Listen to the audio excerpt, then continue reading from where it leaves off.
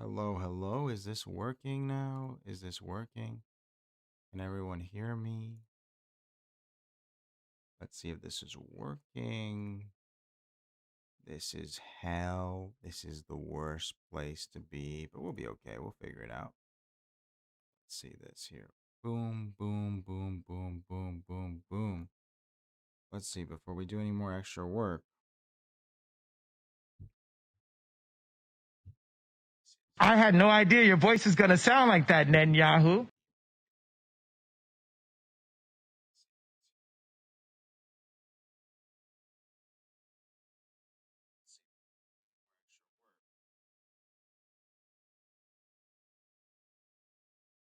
I had no idea your voice We is going to fixed sound it. like Yahoo. It's fixed. All right.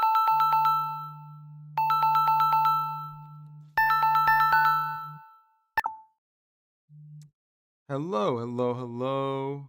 Is everyone back? Should be live and working now. It's fixed.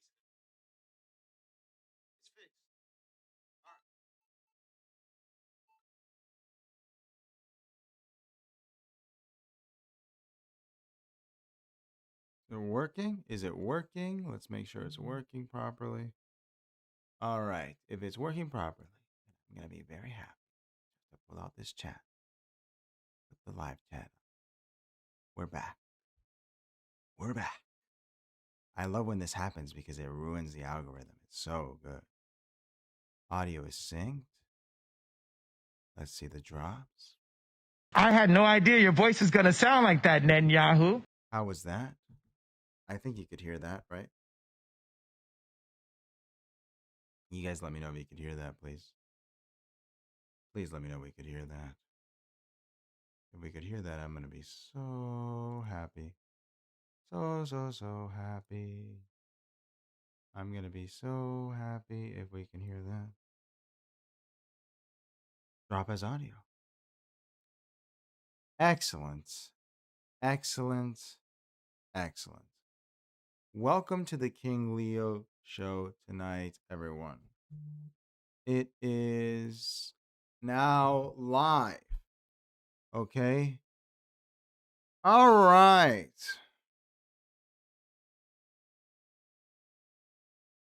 All right. All right. 1 second, just updating some stuff here. All right. Perfect. How's everyone doing? I can't get frustrated. Dude, how can I get frustrated? I've gone through such a horrible week. Yes, Audio Vibes, how you doing? I've gone through a horrible week. So this can't be that bad. But at least we're here. We're going to have a good time. We'll go over by half an hour. It's going to be great. All right. Let everyone know that we have a new. I thought super online chuds were supposed to be good at technology. I'm not a chud. Wouldn't be caught dead with a chud. This is a good liberal over here.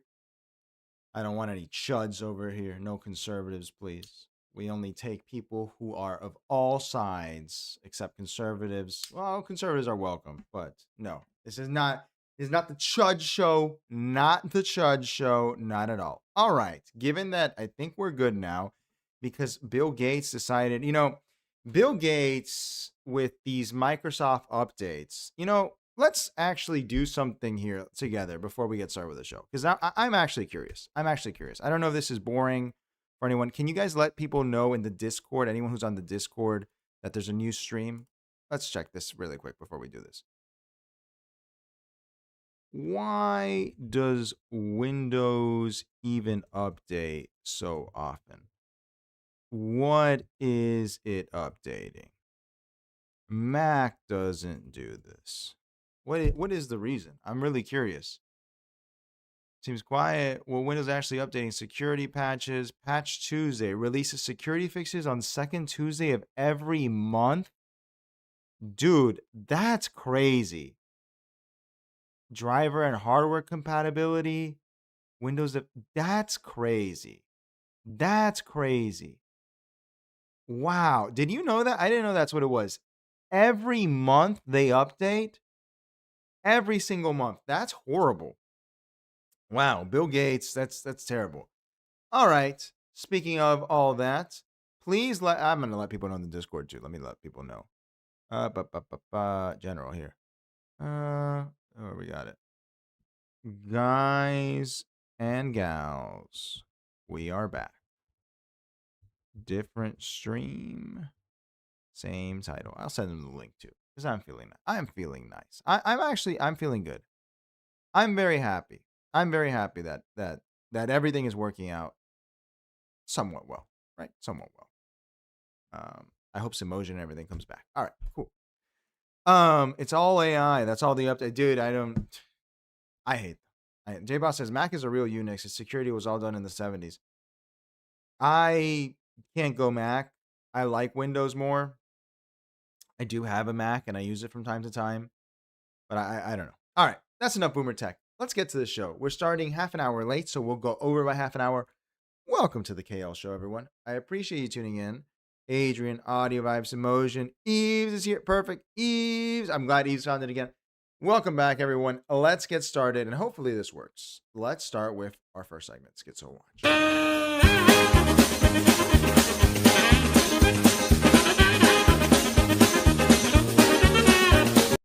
Did the audio work that time? Can someone tell me the audio worked? And by the way, we're going to open up the phone lines now. How about that? Anyone who wants to call in, this is a relaxed show. Anyone can call in for the Discord or whatever you want to talk about. You want to vent. We try to keep it at like 15 minutes. That's the most I let people go, unless you're getting really interesting, which is fine. Let me open up the phone lines. If there's any pranks or anything, that's fine too. I can't get frustrated, dude. I feel like a Zen Buddhist. Our main topic of discussion, thank you, J-Boss, is going to be Candace Owens. But you have the phone lines open and available to you, ladies and gentlemen, because I want to hear from the people. I want to hear what you have to say this week. How about that? I want to hear from the audience and from people that might not be able to call in later. Like Adrian, I don't think you've ever called in, Adrian. I'm curious, man. I want to hear everyone's voices. I want to hear everyone what they have to say, what they think about the world. But as we do that, we're going to have a great show because we're going to take it super easy. No rush. Let us start with Schizo Watch. And I want to start over here. Someone's calling in. Hello. I want to hear have to say what they think about the world. Hello. But as we do that, we're going to have a great show because Make we're going to sure that you mute, please. Hello. And I want to how you doing, Eves? You gotta mute if you gotta be on here. You know. Okay. Hopefully I'm up with you now. Yes, I sir. just wanted to How take you doing, Eves? Oh, pretty good. How you doing? Better. Good. Yeah, we missed you. Yeah. Anyway, you were on the Bill Gates thing, so I just wanted to complain about Bill Gates Let's hear it. I spend a lot of my day yelling at Bill Gates. I mean, in my thinking, it's so frustrating. These bloated operating systems that we have to deal with. Come on, I mean, what does the computer do? I mean, take input, sort through it, and put out some kind of output. Like I got in the habit of saving every one of my files to one single folder. I mean, Bill Gates. File Explorer doesn't work anymore. I totally agree. It doesn't work. You can't search. It's crap. It just drives me nuts. I mean, I don't even know what to say. I don't know how you can make it worse. It worked better 10 years ago. 10 years ago, it was better. Exactly. Oh, even I don't know. I mean, Windows is always. I don't know if he did it intentionally from the very beginning. And I always exaggerate. I apologize. But he had like 13 ways to save a file. It used to drive me nuts. My God. Like hold Alt, Control F, put your finger on D. It was just insane. That's why the fan of Temple OS. That's Terry A. Davis. Because his ideology. I'm not saying that his system is perfect or anything, but I like his ideology because there has to be some kind of ideology in technology. I mean, they're intentionally driving us nuts with this stuff. At least me. I've looked into Terry. Obviously, I admire the man just for building it, right? I've heard it described as like a one-man skyscraper, but I agree with the ideology thing because I hate every Microsoft program now, like Word, PowerPoint. So I had to find Liber, which is that free software ideology where people are like, you should be able to run it on your thing. That's the only word processor presentation software that I use now because the rest of it is crap. Now you have to sign in to use Word and all this, and it costs money. And you're like, what is the point of this? This is just, it's terrible. They just make products. They don't have a reason to make them. I completely agree.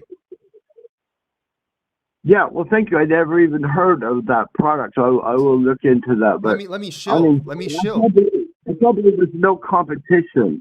No competition, none at all. Absolutely. This was look. I'm gonna pull it up. Obviously, not a sponsor or anything. I don't think they sponsor anyone. This dude, anyone in the chat, man, don't get Word, don't get any of that stuff. Just download Liber. This has every presentation software. It's so presentation, word processor, Excel. Very cool. But and it's Very totally cool. free. Yes, sir. Awesome. Thank you very much. Like I said, I didn't want to take too much of your time, but unless you have anything else, but no, sir. I appreciate you, Jesse. And feel free to call back in later. But I totally get your tech gripe, sir. Totally get it. I just wanted to interrupt the show for that. Okay, appreciate it. Thank you, Jesse. All right. Bye-bye. I love to hear it, man. I love to hear it. We're venting today. All right, let's get on with Schizo Watch. Thank you, Jesse. This is Joe Rogan. As I was saying before, Joe Rogan. I don't know where to place him anymore.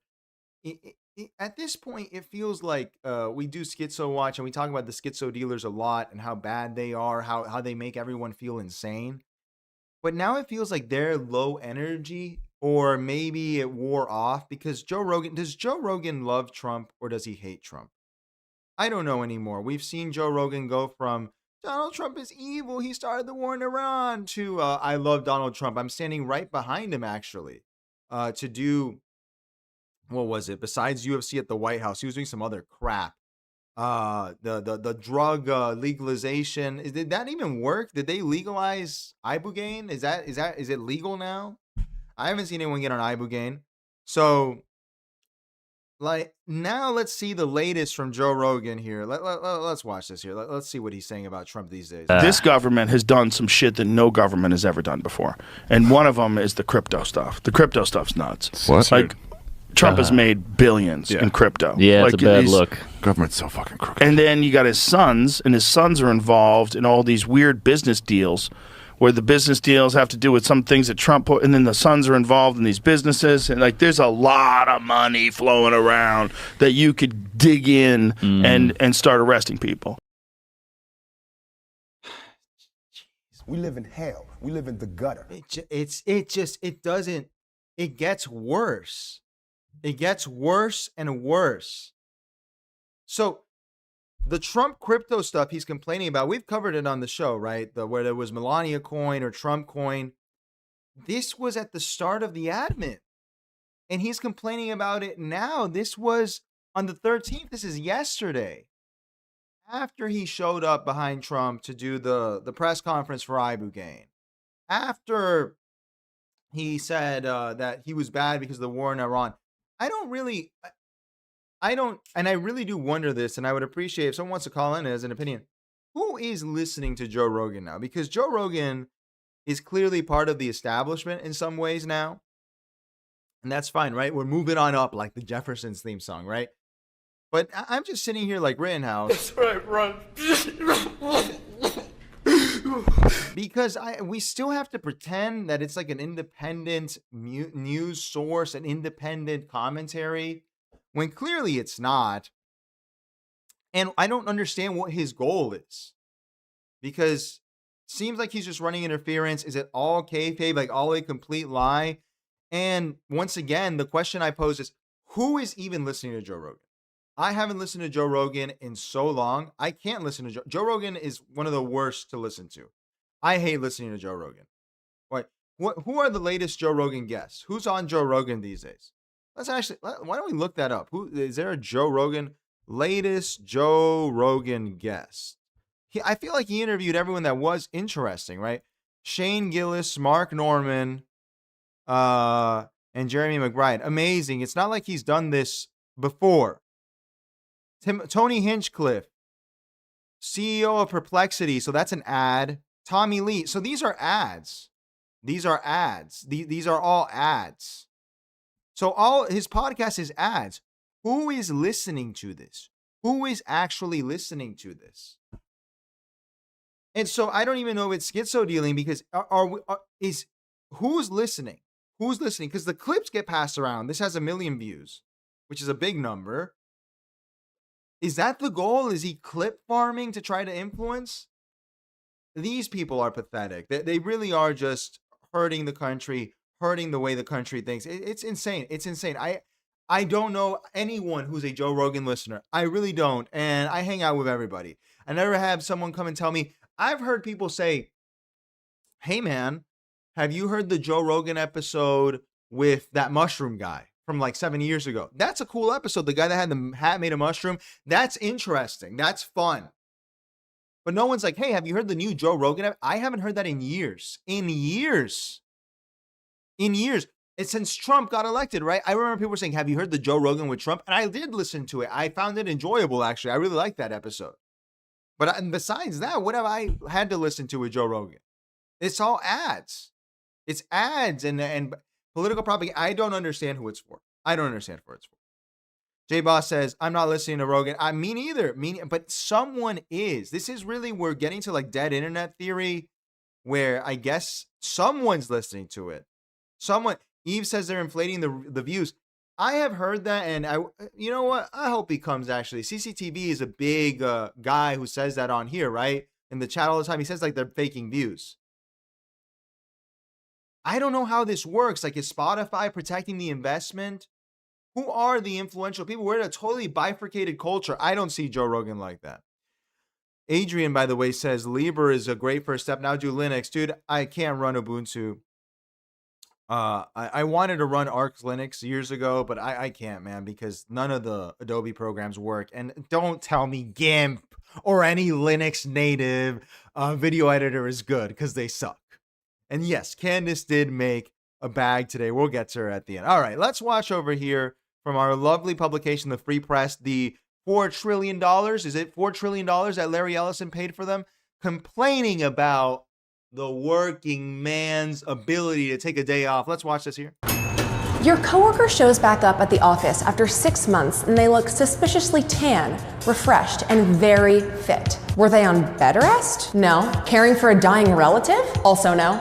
They just came back from mental health leave, a workplace policy that a growing cohort of American workers are using and abusing. The Family and Medical Leave Act, FMLA, is a piece of 30-year-old legislation that gives eligible employees up to 12 weeks a year of job-protected leave. But over the past year, 67% of U.S. employers have seen a big uptick in mental health-related leave requests. In most cases, the policy is for people who are really sick and can't do their work, or they need to take care of a family member who's sick. But since COVID, there's been a huge uptick in people taking FMLA because they're burnt out. I talked to one JP Morgan software developer who spent his 6-month leave walking his dog, hanging out with his wife, taking weekend trips upstate, and watching the Hunger Games movies. He told me that he gets giddy just talking about it, and he imagines it's what life would be like if he were wealthy. Now, burnout isn't a recognized condition under FMLA, but if a healthcare provider says you have an underlying condition like depression or anxiety that needs ongoing treatment, you'll qualify. As one HR exec told me, the bar for FMLA is pretty low. One consultant at Deloitte takes leave every 2 years timed to her kid's summer vacation. That's because people no longer see their employer as a person or place to prove themselves to. They see a job as a transaction and one you should juice every perk out of. I've spoken to people whose friends took FMLA only to go to a yoga retreat in Bali, come back, quit, and become an influencer full-time, right when their paid leave ran out. In other words, FMLA is allowing people to collect paychecks while they find themselves, or at the very least, find a new gig. Wish me luck. This is exactly what I'm talking about, the slave mentality, the slave mind. Thank you, Solkin Maya. What did we see her talk about earlier this week? Solkin Maya, who is balding for some reason. All this phenotype, why are you balding? I see this a lot these days. Balding here with the ladies. You know, men, we bald here. The ladies are balding here. What is this? What is this? This is, who is this for? Barry's running this. Barry Weiss is running this. Who is this for? This is real slave stuff, man. We brainwashed out here, bro. This is real, brother. This is not good. This is bad. Because the only people who would be interested in this that I'm aware of, people that are like, oh, it's bad that people are abusing mental health leave to spend time with their family, would be not even employers, the HR department, right? The employers don't care. This is a perverse system, employment in the US, where these megacorps employ people and they have to give you this leave. If they have to give it to you, why wouldn't you take it? So I don't know what this is for. Is this bad? Why is it? Can you explain why it's bad? This is pathetic, man. It's just, every day I get more tired, man. I can't stand these fucking people, man. The joke is becoming a reality. Every day I hate one more person. They drive me crazy, man. Why are you complaining about a scam that Americans get to do? This is the problem with America. Really, one of the main problems that I have with America, which is that we love to harp on, attack, denigrate the little scammer. But the big scammer, no, the big scammer, we can't get him. No. Someone is scamming corporate America to make a little bit of money while enjoying a nice summer vacation. What is the problem? Dude, she might as well have come out there with a bullwhip, with some chains, and told, get back to work. Get back. This is a sick mentality. It's sick, and I don't know who the audience is for it. Here you can see 40 likes. Can you believe Larry Ellison paid $5 trillion for this? 40 likes, 38,000 views. How many followers does a free press have? 1 million. Yeah, they're definitely juicing it. How amazing. 20 comments. What are the comments? They should be shut down. Is an FMLA paid leave? This is crazy. If you even engage with this, you're crazy. Even us doing this right now, this is literal rage bait designed by some of the worst people to ever live. These fucking assholes! The fuck is their problem, man? I give you, if you need it from me, I give you full permission to exploit your company. She says some people see employer benefits as things to exploit. You know what's really funny? Do you know what employers look at you as? As labor to exploit, because they pay you less than you give. That's the way that employment works. So why would you not have the same attitude towards them? We're living in the age of the sociopath, ladies and gentlemen. I need you to be Anton Chigurh. Where's Anton Chigurh? Where is that? If the rule you followed brought you to this, of what use was the rule? Because what's the limiting principle? Should we also reject healthcare from our employers? That's not their job, right? We're exploiting the employer. We can't be doing it.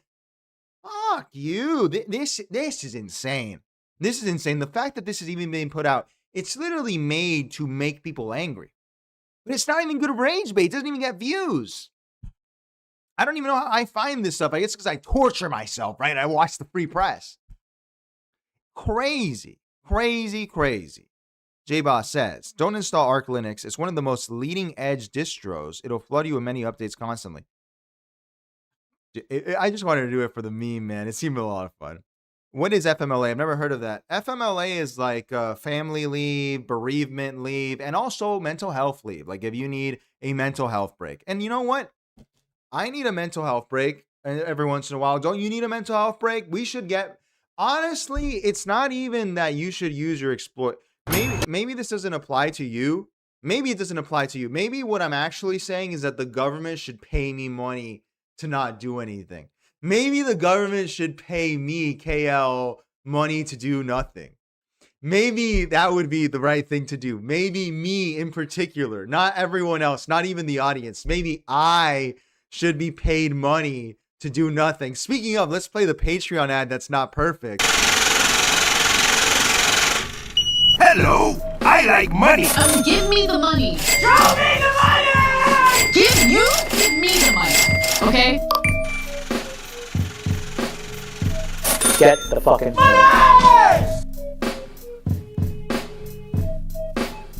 I should get free money from the government. The government should pay me money. That would be that's actually so cool. Imagine, would you even be mad? I know, even if you're not in America, right? But let's say the government said everyone has to give KL 1 penny. Just 1 penny. I'll even pay taxes on it. What is that? What's 1 penny times the population of America? Even the illegals have to give me money. What is that? That's 370 million people in the country, right? 370 million to 3. That is, what is that? That's $3.7 million a year. Would you even be mad if I took a little bit of money? If KL got a little bit of money, of 1 penny from would you even be mad? Would you even miss the penny? Would you even miss it? No, you wouldn't. You wouldn't. Give me money for doing nothing. Okay. I think we should all be demanding this. I remember back in the day, and this is my Hotep streak getting activated. Back in the day, during 2020, people were talking about reparations. And I was like, hell yeah, dude, I'm pro reparations for black people. I'm pro reparations. And people would say, how could you say that, KL? How could it be pro reparations 200 years ago? I'd be like, don't get me started, man, because I'm pro reparations for Hispanic people too. I'd be like, how can you say I'm pro reparations for Italians? I'm pro reparations for the Irish. I'm pro reparations for the WASP. We all deserve some reparations from the US government, don't we? If we start the ball with the most, I guess, morally acceptable one, which is black people in America, maybe we can get more of them, because then we can sue every group and say, hey, I need reparations too. And you know what? If you're a libertarian and you're like, that's not fair, isn't your ideology that it would push the system to the limit and it would be too much money and the government would collapse? Whoa, so shouldn't you be pro reparations to do that? Reparations would be great. I would love to get me some reparations. Get me reparations. America has abused my people far too long. The half Venezuelan, half Chilean, born in Miami community. We have been oppressed, okay? Give me reparations now. Give me free money. I need free money. I need free money. I hate everything is here. How you doing, Leo? Feeling better? I'm doing all right, man. I'm feeling a lot better. But we're still chilling today. I hate everything. Call in, man. Phone lines are open now. I want to talk to you, sir. I want to talk to you. Let's talk about Zoran. I want to hear you bitch about Zoran. Just 5 minutes, man. Call in. J-Boss says, just checked it out. 12 weeks of unpaid leave with guaranteed job protection. Absolutely. And we deserve it. Because in America, we work hard, bro. We work. It's not a country that's easy to work, all right? This is a country where it's very hard to work. The Americans, they work so hard. We work really hard, right? We need 12 weeks of unpaid leave. Sensational. Sensational. I know they says your love Barry Weiss. Yeah, but Barry would never put this. She would at least put Maya's name on it, not her own, because she's like, this is beneath me. Symbosia says, what Medicare for all and some PTO for everyone? Medicare for me, PTO for me. I don't know about this all. Who's all? I don't want Medicare for anyone else. I want it for me. I want free everything for me, actually. Can I get Best Buy for me for free, please? That would be awesome. Thank you. And everything says become a nonprofit. Maybe. Robbie says your teeth would look great on a necklace. What does that mean? I have to go to the dentist. And that's also free healthcare for me. How you doing, Robbie? What's up? Hey, Gary's here. What's up, Gary? I haven't seen you guys in a while. Phone lines are open. You call in whenever you want, guys. Nothing in particular to bitch about, all right? You want to talk about something, talk about anything, okay? Let's look over here. We saw a clip of this earlier this week. This is Marco Rubio discussing more of the strange diets that our HHS secretary is proposing. Let's see Marco Rubio, what he has to say here. I did, at one time, maybe 4 or 5 years ago, I tried this thing called keto. You've heard of this? Yeah, keto. Okay? And you just eat all this protein. And so you go through this massive withdrawal from sugar and carbohydrates for the first 72 hours. it was a near psychotic event for me. It's true. If I did this in this job, I would be in Mr. President, we must bomb, Paraguay. And it's like, why? I don't know. I'm just really mad I haven't had any sugar. So the point is that you can't, it really is not I'm not against this diet. I'm not asking that we ban it. I encourage people to try it. I'm just saying it's not for everyone. That's what I'm saying. This is the most rational guy. Who knew? If you had told me actually, I might believe you. I would believe you. Because who was the CIA guy under Bush? He was Puerto Rican, right? That's crazy. That was a crazy time to be in America. That was like, dude, a Puerto Rican guy's in charge of the CIA. It's crazy. That's.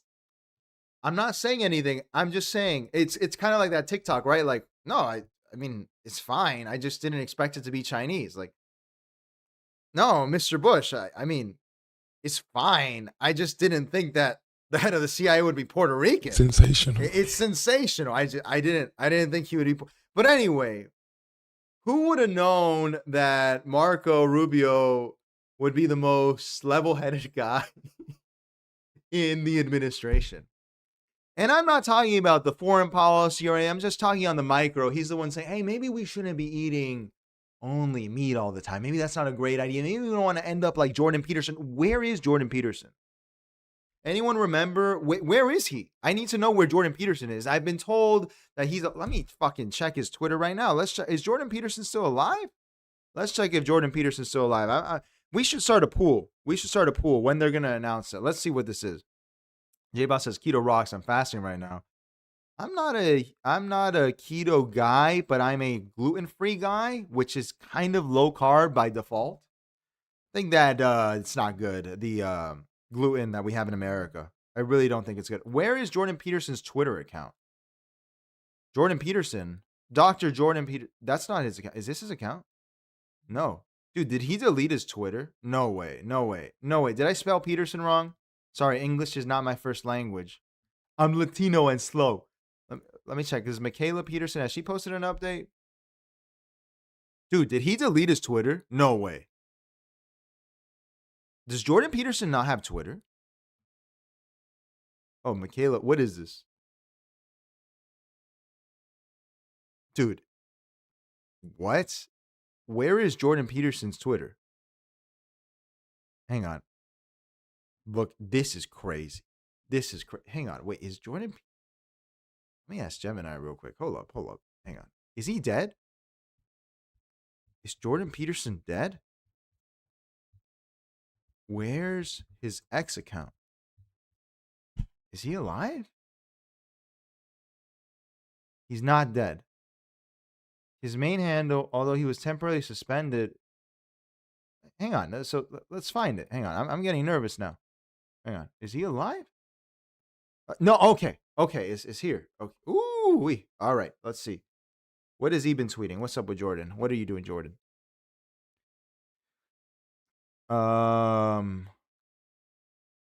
Is this him? Is this Jordan Peterson? Do we have proof of life? No, this is some old lecture. This is him bitching about how climate change isn't real. How dare you? You come to us young people for hope. How dare you? All right. Nothing in life compares to my children. There's no way this is real. There's no way he wrote this. There's no way. I don't believe it. Dude, how many... Didn't she have a kid with Andrew Tate already? Like, how many kids is she going to have? Michaela is an older child too. What? That's crazy. Isn't this the guy that told us to get our life together? Jordan Peterson, this is how it all ended up. How beautiful. Samojan says, after that Jubilee, I want to be surprised he got embarrassed. That Jubilee was bad. It was bad. We reviewed that. Item that says he ascended using ancient Sumerian technology. We're going to get to that.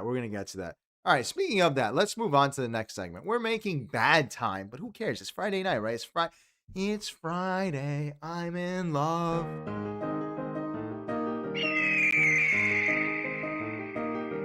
The people are retarded. First, let us hear some wisdom from my favorite rabbi. And I'm not being ironic. Let's listen to Rabbi Mizrahi here giving out some wisdom. My favorite, I love this guy. I love this guy. My favorite rabbi. I like that other rabbi too on Twitter that gives advice. This video here, he is explaining why racism is stupid. I'm sure Jay Boss he's gonna have an aneurysm. Let's listen to this here. I thought this was very well reasoned. Let's listen to Rabbi Mizrahi here. To be a racist, it's pure stupidity. Besides the evilness, it's pure stupidity. Why? It's like you're going to an art gallery of the greatest artist in history. You name it, whatever his name is. And he has 20 paintings on the wall. Each one of them is tens of millions of dollars. And you say to the artist, I hate that painting. This one I like, but this one's terrible. Ugh. Can you imagine a bigger insult to the artist to say such thing? That's basically what you say to Hashem. I don't like this creature that you made. I don't like his color, I don't like his look, I don't like his nationality. That means I disagree with your creation. I know better. Next time consult with me, I'll tell you who to make, who not to make. What model to make, what model not to make. It's stupidity. Besides the fact that all the people that are racist, if you pay attention to how stupid they are, they generalize in everything in life. Someone did something bad to them, let's say it was black. All black people are thieves. A Jew didn't give him enough love, all Jews are racist. Somebody, from Texas said to him, don't bring this next to me, all the Texas people are arrogant. It's stupidity. You just had a bad experience with this black guy, 5 minutes later, the next black guy is an angel. The only problem I have with this is that I think Rabbi Mizrahi is implying here that we're all made by God, right? Like God made a work of art. There is no way in hell Colombians were made by God. There is no way in hell Argentinians were made by God. Those people were made by Satan himself to torture Venezuelans and Chileans. I'm kidding. I love Colombians and Argentinians. There's no way. I guess. There's no way. There's no way they're made by God. The absolute. You're telling me God made this Colombian guy over here? You're telling me this guy over here is made by God? This Colombian guy? Really? He's over here bragging about how his disgusting arepas are better than ours. Stealing my cell phone and has a bad haircut. That's the guy. Okay. You're telling me this Argentinian over here is made by God? He's over here crying about Lionel Messi retiring and talking about how he's the greatest country to ever live, even though he hasn't had an economy in 40 years. You're telling me that's who? Oh, I don't know who made him. I'm sure that they made him with a lot of care. I just don't think we're cut from the same cloth, personally. That's my problem, man. I have that problem. There's an old joke that they use. You can use this on anyone. I don't know if I told it before. It's my favorite joke. One of my favorite jokes. I use it. It's always fun to say it to people you don't like, that the ethnicity you don't exactly get along with, because they think it's funny if they're Hispanic. I don't know. Some other people are a little sensitive, right? But I said it to my Argentinian friends. And the joke goes, on the seventh day, before God rested, he said, I have to make one last thing, just one last thing. And he got all his strength together and decided to make the most beautiful country in the world. He gave it mountains, he gave it rivers, he gave it lakes, he gave it beaches, he gave it fields, he gave it farms, he gave it ice, he gave it snow, he gave it heat, he gave it everything. And it was so beautiful that God just stood back there and he was looking and he said, this is too beautiful. I can't let this be this way. It's too beautiful. And so he decided to fill it with Argentinians to make it equal for everyone else. Don't say that, obviously, if you don't have a rapport with them. But they do like that joke when you say it. So I've used it on them. J Boss says, why doesn't he prove to us that racism is stupid by marrying a black woman? You don't have to marry a black woman to prove that. No. Guards, this man has lost his composure. He's lost his composure. Shut up. Be quiet before you get exiled. What? I tease. His trial are the most discriminating, plus his arguments make no sense. Care to elucidate. Racism is not generalization, it's essentialism. This guy skipped philosophy 101. I think racism... Wow, I need to think about it. We talked about it. What was it? That woke was essentialist in my mind. How many black guy experiences until it becomes, okay, we generalize. I make essentialist claims about them. He won't answer that. Heuristics, right? Heuristics. That's a trickiness of our sociology. When can we generalize? That's the problem. You know, I might give you, if I were to answer this now, I would give you a very trite Patrick Bateman speech. Impressive. Very nice. Right? We can't generalize all the time. We have to consider everyone's feelings, right? Especially here in the chat, because we all get along. J-Boss, feel free to call in and talk about racism whenever you like, sir. I know you love talking about racism. Let's continue. Let's check this out over here. This happened in my hometown, in my city. I saw this in the streets, man. I had a friend who's a lawyer. They work out in Brickell. They were out at lunch and they heard this below. And they said, KO, you're not going to believe it. Let's see what happened in my hometown this week. This happened literally 2 days ago. Let's see this here. Free Top G! Free Top G! Free Top G! Free Top G! Free Top G! Free Top G! Free Top G! Free Top G! Free Top G! Yo, what's going on here? Free agitate protest. Free Top G! Free Top G!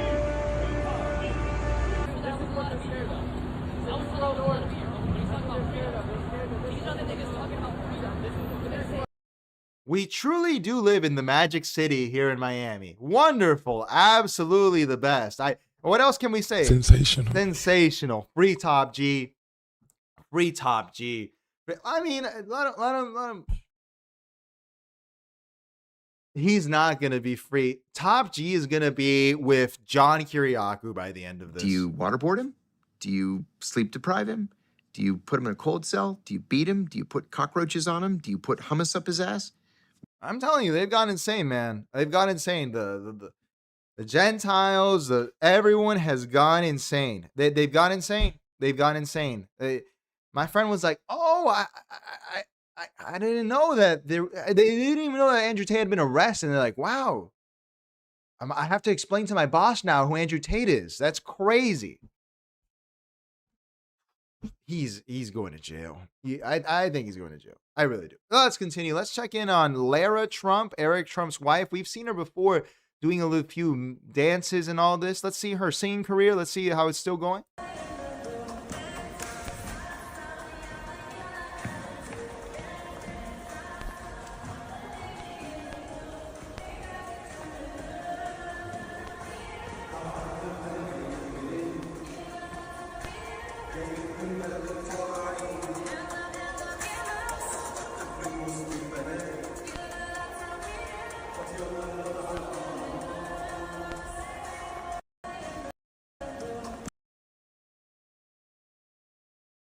Just woke up in a fucking steaming mood, yeah? Because I live in a shithole! And your mortgage is 6%, right? But Lara Trump is having a grand old time shooting a music video. How wonderful is that? I love, this is one thing that I do appreciate a lot about Trump. A lot. Is that, does everyone remember legendary moment? Absolutely legendary. The greatest moment ever. Height of kids in cages during Trump 1. People were like, get these kids out of the cages. AOC just did that photo shoot, right? Where she's crying. She's crying, right? That's right, bro. No kids.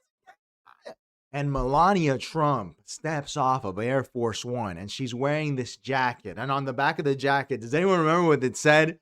It said, "I really don't care. Do you?" That was the moment you should have stopped caring. That was the moment you should have stopped caring. The moment that the first lady literally told you that she doesn't care. That's the moment you should have said, she doesn't care.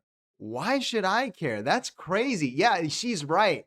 because this is how it was going to end up. You should have listened. You should have taken her advice. Absolutely sensational. Sensational. Amazing. Let's continue. We can skip this. We don't need this here. Let's check in on the young generation, what the young generation views as success, and then we're going to get to Charlie Kirk and the debates. This is what the younger generation considers successful in our modern day and age. I'm 18 right now, and if this isn't my life by 20, I'd be genuinely pissed. I want to wake up at 6 a.m. in my New York City penthouse, Bible study with the boys before anything else, crack open an organic yerba mate and go for that morning run in Central Park, come back, shower, throw on some old money clothes, and head straight to the coffee shop in Soho. Blue light glasses on, deep work, house music, locked in. I'm not gonna even be doing half of the work because my cloud agent is gonna be running automation in the background while I eat lunch. Get back to the crib, answer some emails, and get changed for tennis. And while we're playing tennis, watching the sunset, we get a call. So we have to go home and pack up because tomorrow we're leaving to Europe on a business trip. Because if this is you gotta hit that follow button because it can't get better than this.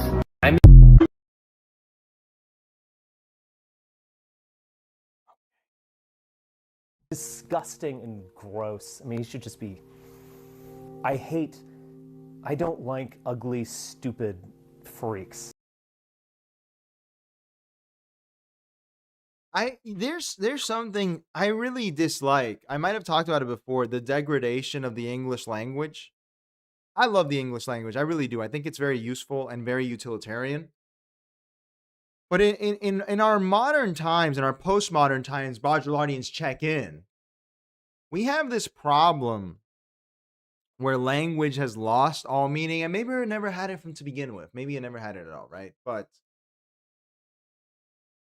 the problem I have now is, for example, the word awesome. You know, if you go to, I don't know, Chili's, right? And you say, hey, to the server, you say, hey, what do you think of the burger that you sell here? The I don't know what it's called, the QC burger, something like that. They're going to tell you it's awesome. The word awesome means awe-inspiring. You know, the word awesome 70 years ago would be used to describe an atomic bomb going off over a Japanese city, just annihilating everyone, giving cancer to the masses. Okay? The word awesome 200 years ago would be used to be described like I don't know, what was going on 200 years ago? What is that? That's 1826. What's going on? I don't know. The Haitian Revolution, right? Like the after effects of it, like this awesome invasion of the Dominican Republic by the Haitian army, freeing the slaves. I don't know. The Haitians didn't do good stuff in the Dominican Republic, right? Or like the liberation of Latin America. You know, Simon Bolivar climbing over the Andes in the middle of the winter. That's awesome. Nowadays, we use the word awesome for a burger from Chili's. This is not peak 20s lifestyle. This is social media played a big part in this. Peak 20s life. That is not peak. Peak to me, when you describe peak, a peak is an insurmountable height. It is a height that is the end. A peak is the top of K2, the top of Mount Everest. You can't get any higher. A peak, if you were to peak in your 20s, it wouldn't be being a slave. This is exactly what I'm talking about, the slave mentality, the slave mind. To peak in your 20s would be to like be a trillionaire or something. Dare to dream a little bigger. It would be something amazing. It would be something cool, not coding on Claude and taking a business meeting in Paris.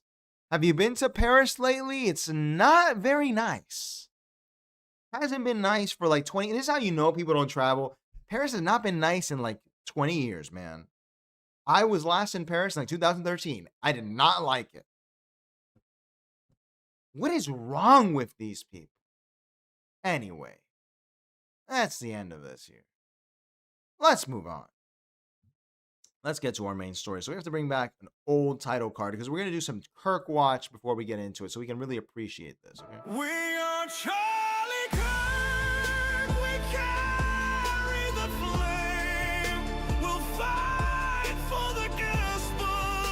We'll honor his name. We have not done Kirk watch in a while, and we're also going to throw Big Jeff in this. Let's do this real quick. Could you please give us your name? Jeffrey Epstein. Molly my bean, Molly my bean, Molly my bean, Molly my bean, Molly my. I miss him every day. I rewatch that Big Jeff interview once a week at least. Such a good interview. The one he did with Bannon, very, very good. Let's catch up with some of the memes that are still being made of this. Let's see this here.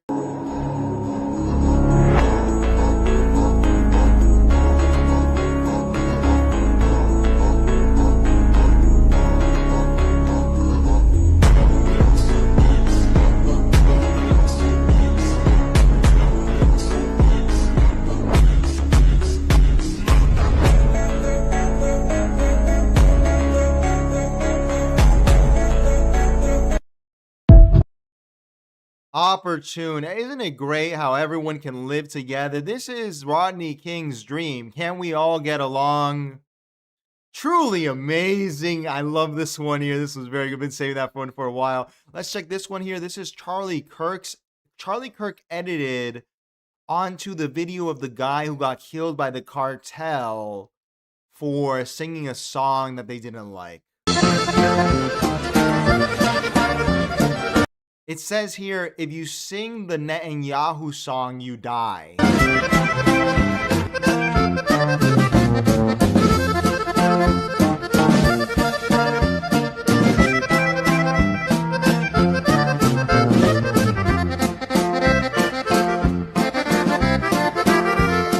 Tengo el alma enamorada, no más de pensar el corazón. That's this one to me was, as a Baudrillardian, really impressive because we're like, I think Baudrillard, he got to 4 levels of simulacrum. We're at like 20 now. This is Charlie Kirk being edited onto someone else who was assassinated in the early 2000s to talk about his assassination now. We are so, man, it literally, if you think about things like a little bit beyond the surface, you just end up with a Timothy Leary speech. I think it's just going to get weirder and weirder and weirder, and finally it's going to be so weird that people are going to have to talk about how weird it is. We have to acknowledge how weird it is. So this is really something. Adrian says, did you know that Colombianas take out the passport bros? They're better at protecting borders than France. Yeah, they do. I've been to Medellin, and the amount of American idiocy that you see in Medellin it's impressive, Adrian. It is so bad when you see them there. The Americans are not street smart, dude. Americans love to say they're street smart, particularly the black community. Dude, I don't think that Black Americans realize how much of a heaven, what's it called, O Block is compared to Petare in Venezuela. They think that like O Block is the worst place. No. You haven't met it down. Okay. All right. Let's watch a little bit more here. This was actually at a party in Shanghai last month. Let's see what they did here. This is great.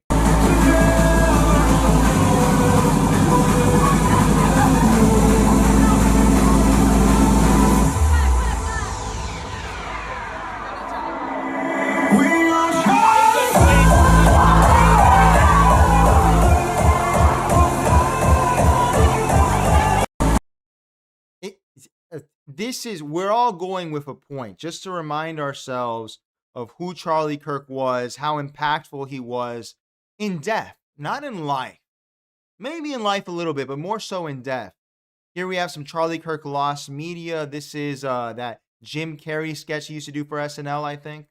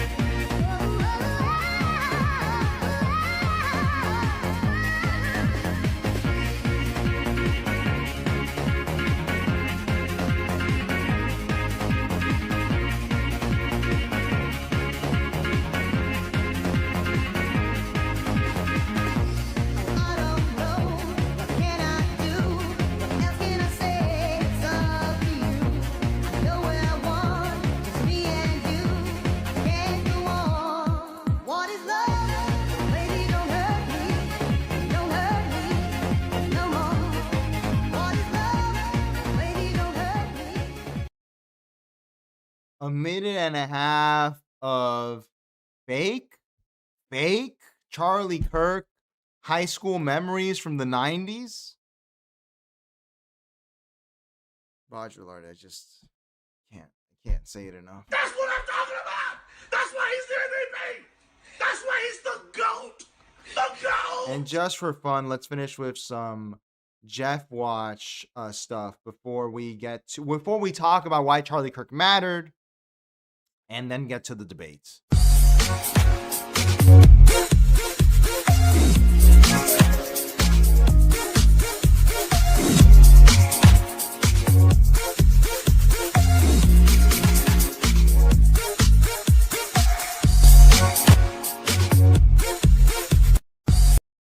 I'm very curious. I would like to talk to Michael Tracy, because apparently he said that Jeff at this point was on a quote concerning amount of testosterone replacement therapy, and you can kind of see it there. You can really see that.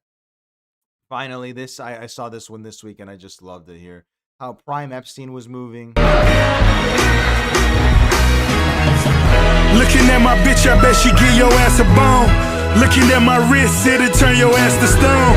Stretch limousine, sipping rosé all alone. Double-headed monster with a mind of his own. Cherry red chariot, excess is just my character. All right. By the way, I'm a huge Fitty fan. I love Fitty. Any rap fans out there? But I will always defend Officer Ricky because he's from Florida. So I know the Fitty fans hate Officer Ricky. He's from Florida. I got to protect my own, right? I'm a loyal guy. Anyway, all right. We're going to talk about this debate, okay? By the way, feel free to call in anytime, guys. Anytime. We're talking about the debate that was hosted by Patrick Bet-David between Candace Owens and Andrew Wilson. Spit on his name. Disgusting. Well, just Andrew Wilson, just one of the worst people. I hate Andrew Wilson. Andrew Wilson needs to, I don't know, I hate Andrew. I can't stand Andrew Wilson. Truly one of the worst people in media. One of the worst. Anyway, they hosted a debate between Patrick Bet-David, our great, let's play our Patrick Bet-David title card. Where is it? We haven't played that in a while. Feel free to push back. I'm comfortable with it. And then there's the lions that live in the jungle who have to go get their own meat. I'll give you an idea. And you refuse to hunt. You email me, I won't respond. You DM me, I will not respond. Not on LinkedIn, not on Twitter. Dropping the N-word. Dropping the N-word, absolutely. We have Patrick Bet-David, the greatest scammer to have ever lived. In fact, the greatest American to have ever graced us with his presence on the planet. The smartest Iranian, Assyrian, Armenian American ever. Real estate lawyer, MLM marketer, amazing. You know that Patrick Bet-David, I think the statistic, isn't it something like sharks will swim 7 miles when they smell blood? That's what Patrick Bet-David's nose is like. Patrick Bet-David is just a genius, right? And what he decided to do is that he decided to host a debate between Candace Owens and Andrew Wilson to debate about whether Charlie Kirk was assassinated or whether he's with the aliens or whatever it is. You know what it is. It's 90% bullshit, but it's entertaining. It's provocative. No one knows what it means, but it's provocative. No, it's not. It gets the people going. Why does this matter? Well, we just did Kirk Watch. Would you believe me if I told you that I drove down Charlie Kirk Avenue the other day? I was traveling around Central Florida and I drove around Charlie Kirk Avenue. I don't know where it was because there's like 20 of them. I drove down one. I stopped at the gas station on Charlie Kirk Avenue. Guess what was at the pump? A Patriot Front sticker in Florida. Right. So we're going to have a whole lot of LARP with a side of LARP fries and a big tall glass of, get this, Coke. Because we are at Copenhagen, actually. This is in Florida. We're actually in Denmark, and we're in Copenhagen, where we LARP and cope everywhere. Really? We're going to do Patriot Front in Florida, of all places. One of the only states that kind of works in this country, where we all kind of get along. Really, Thomas Russo. in Florida.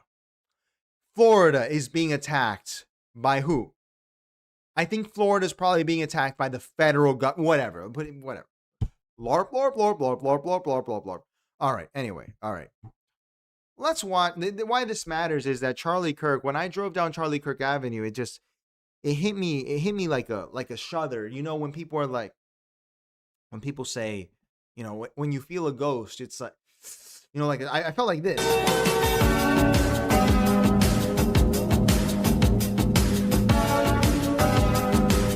I just realized I was kidding, but I was speaking a truth that was greater than what I imagined when I said that Charlie Kirk will haunt us. He has ascended. Charlie Kirk is a permanent fixture of the world in a way that's more permanent than Alexander or Timur or Genghis Khan. Charlie Kirk exists in the past, the present, the future. In fact, Charlie Kirk, when God or the Big Bang took off, Charlie Kirk was there. Charlie Kirk was there with God when he made the planet, actually. Charlie Kirk was there when the Big Bang happened, trying to do the first debate about abortion, okay? Charlie Kirk has always been here, and he will always be here with us. This is the ghost that haunts America. We are here to be haunted by Charlie Kirk for the rest of my goddamn life in this country, because this place sucks. Just woke up in a fucking steaming mood, yeah? Because I live in a shithole! Right, we're haunted by Charlie Kirk and Jeffrey Epstein for the rest of time. How amazing, right? The two greatest ghosts. And I don't blame Charlie. It's not Charlie's fault. So this really matters. Let's watch the trailer that PBD made for this little debate here. Let's check this out here. Conservative activist and podcaster Charlie Kirk has been shot. Tyler James Robinson Is the suspect in custody? Tyler Robinson is a patsy. Utah Valley University. I feel pretty certain about that. We got him. He texted his boyfriend and admitted to the crimes. You're saying these are his texts. We can't even determine if they're fake or they're real. Redaction. I don't think your investigation has proven a single thing. There is nothing, not a single shred of this case that they have delivered that has been concrete. To bring justice. I don't believe you can tie Erica to anything. I don't believe you have a single credible eyewitness or alternative theory. You got to connect the bullet. You got to connect the person. And I'm just as connected to this case as you are, which means not at all. What I love is that this is the right before it gets to the title card, right? We go to AI to answer the question, because this is, in film, we would call this a smash cut, okay? We get a smash cut between asking AI who killed Charlie Kirk, and then we get this here. This is Erica Kirk, Charlie Kirk, Patrick Bet-David, you know, being haunted. She's not dead, but she's haunting this set, right? Patrick Bet-David's looking right at you in the eye. He's looking into your eyes, right? And we have Candace Owens here and Andrew Wilson. There is an implication here, which is that with this smash cut in film, we would understand this. We are subliminally saying to the audience that we are going to find the answer of this question in this debate. That's what we're doing. One more time. Watch how this smashes here. Means not at all. Do you see that? It's just immediately when you go to your mind makes these connections. This is why subliminal advertising is illegal. And you think, maybe I'm actually going to find out who killed Charlie Kirk if I tune into the Patrick Bet-David fucking pig slop bowl. Where's the pig? Where's the pig? Maybe if I tune into this, I'm actually going to figure out who killed Charlie Kirk.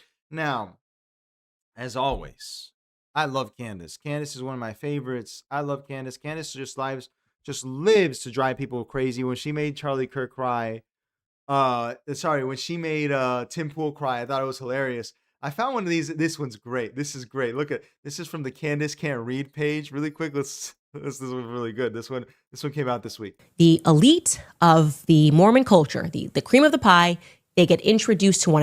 The cream of the pie. That might go on the soundboard. One more time. The elite of the Mormon culture, the cream of the pie.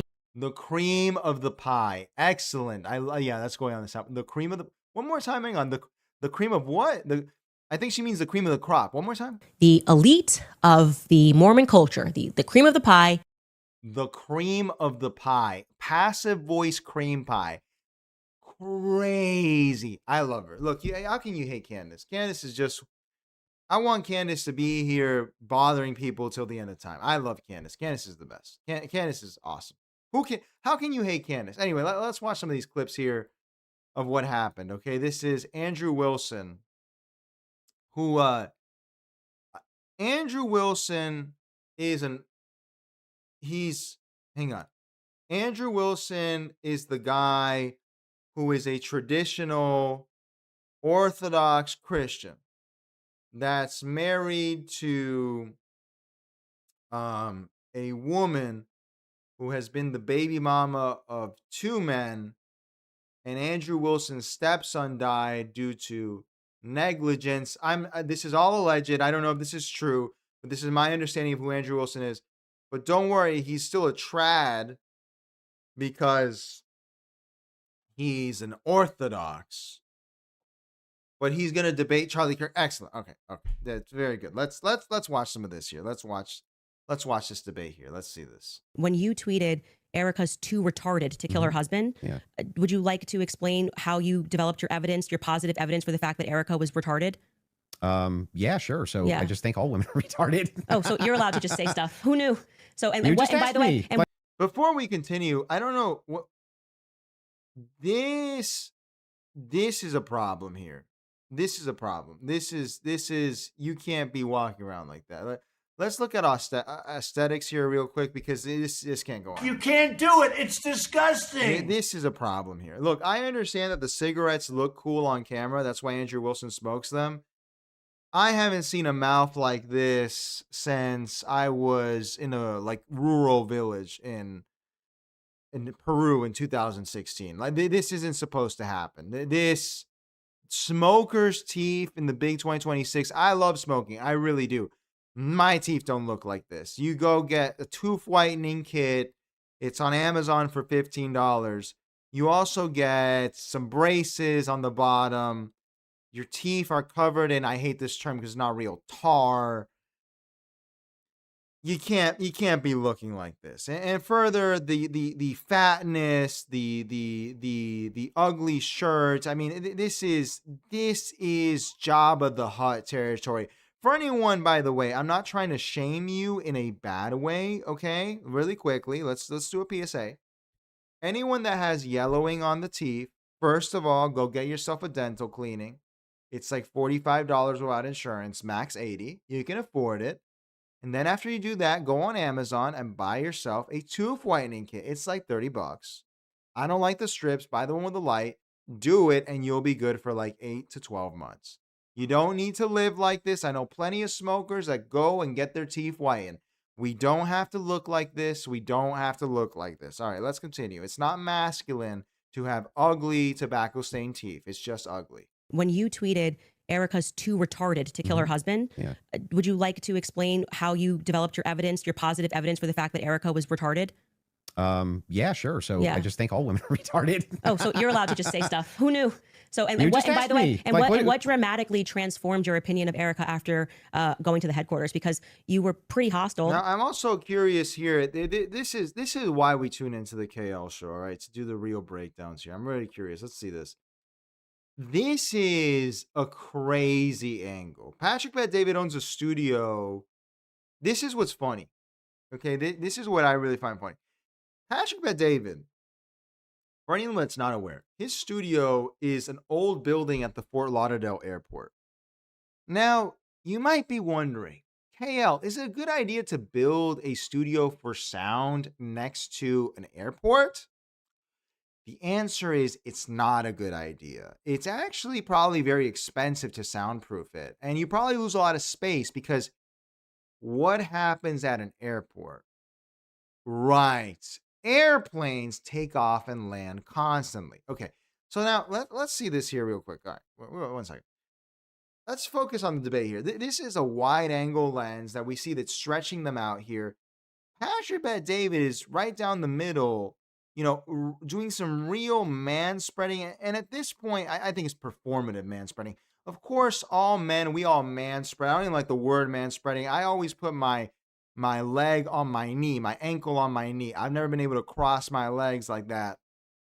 I guess I can if I try, but it crushes my testicles, right? So it's not a good idea.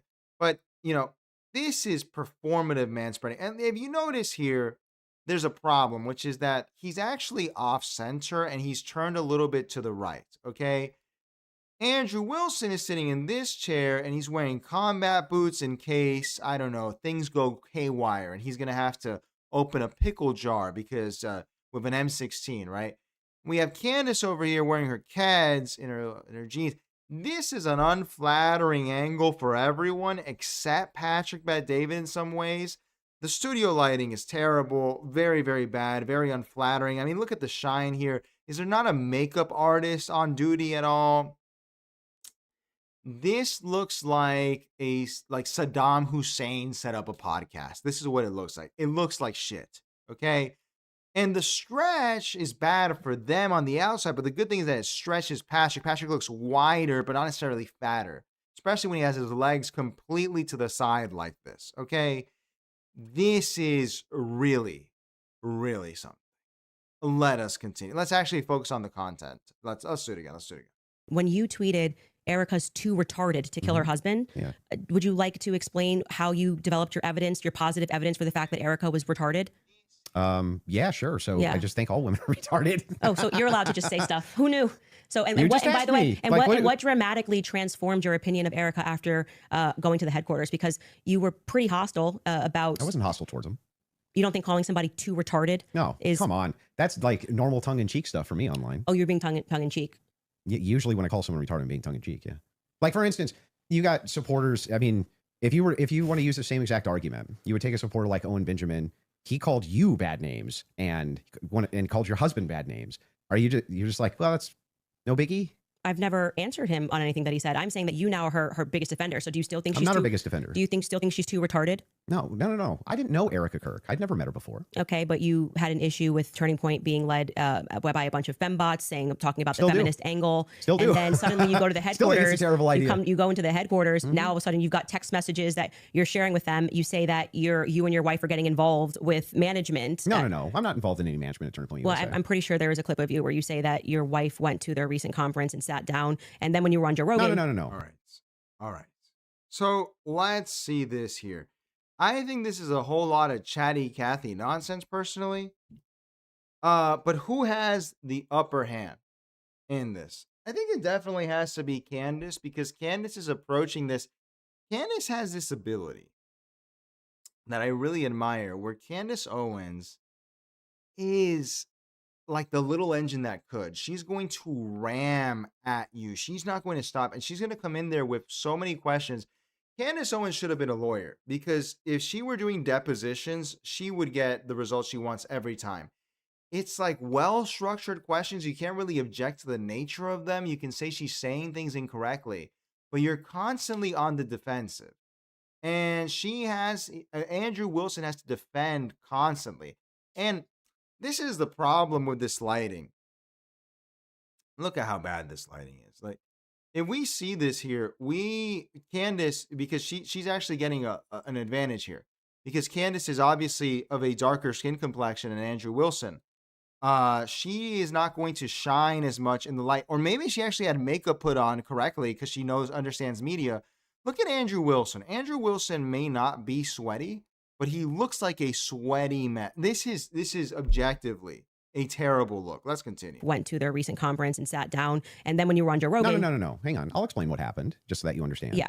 So I was invited there to do some debate training. That's literally what I was invited there to do, on recommendation. So I went down and did some debate. That's the first time I ever met anybody at TPUSA. Okay, and then you said you sat down with Erica. Well, I didn't sit down to her. I talked to her in a hallway.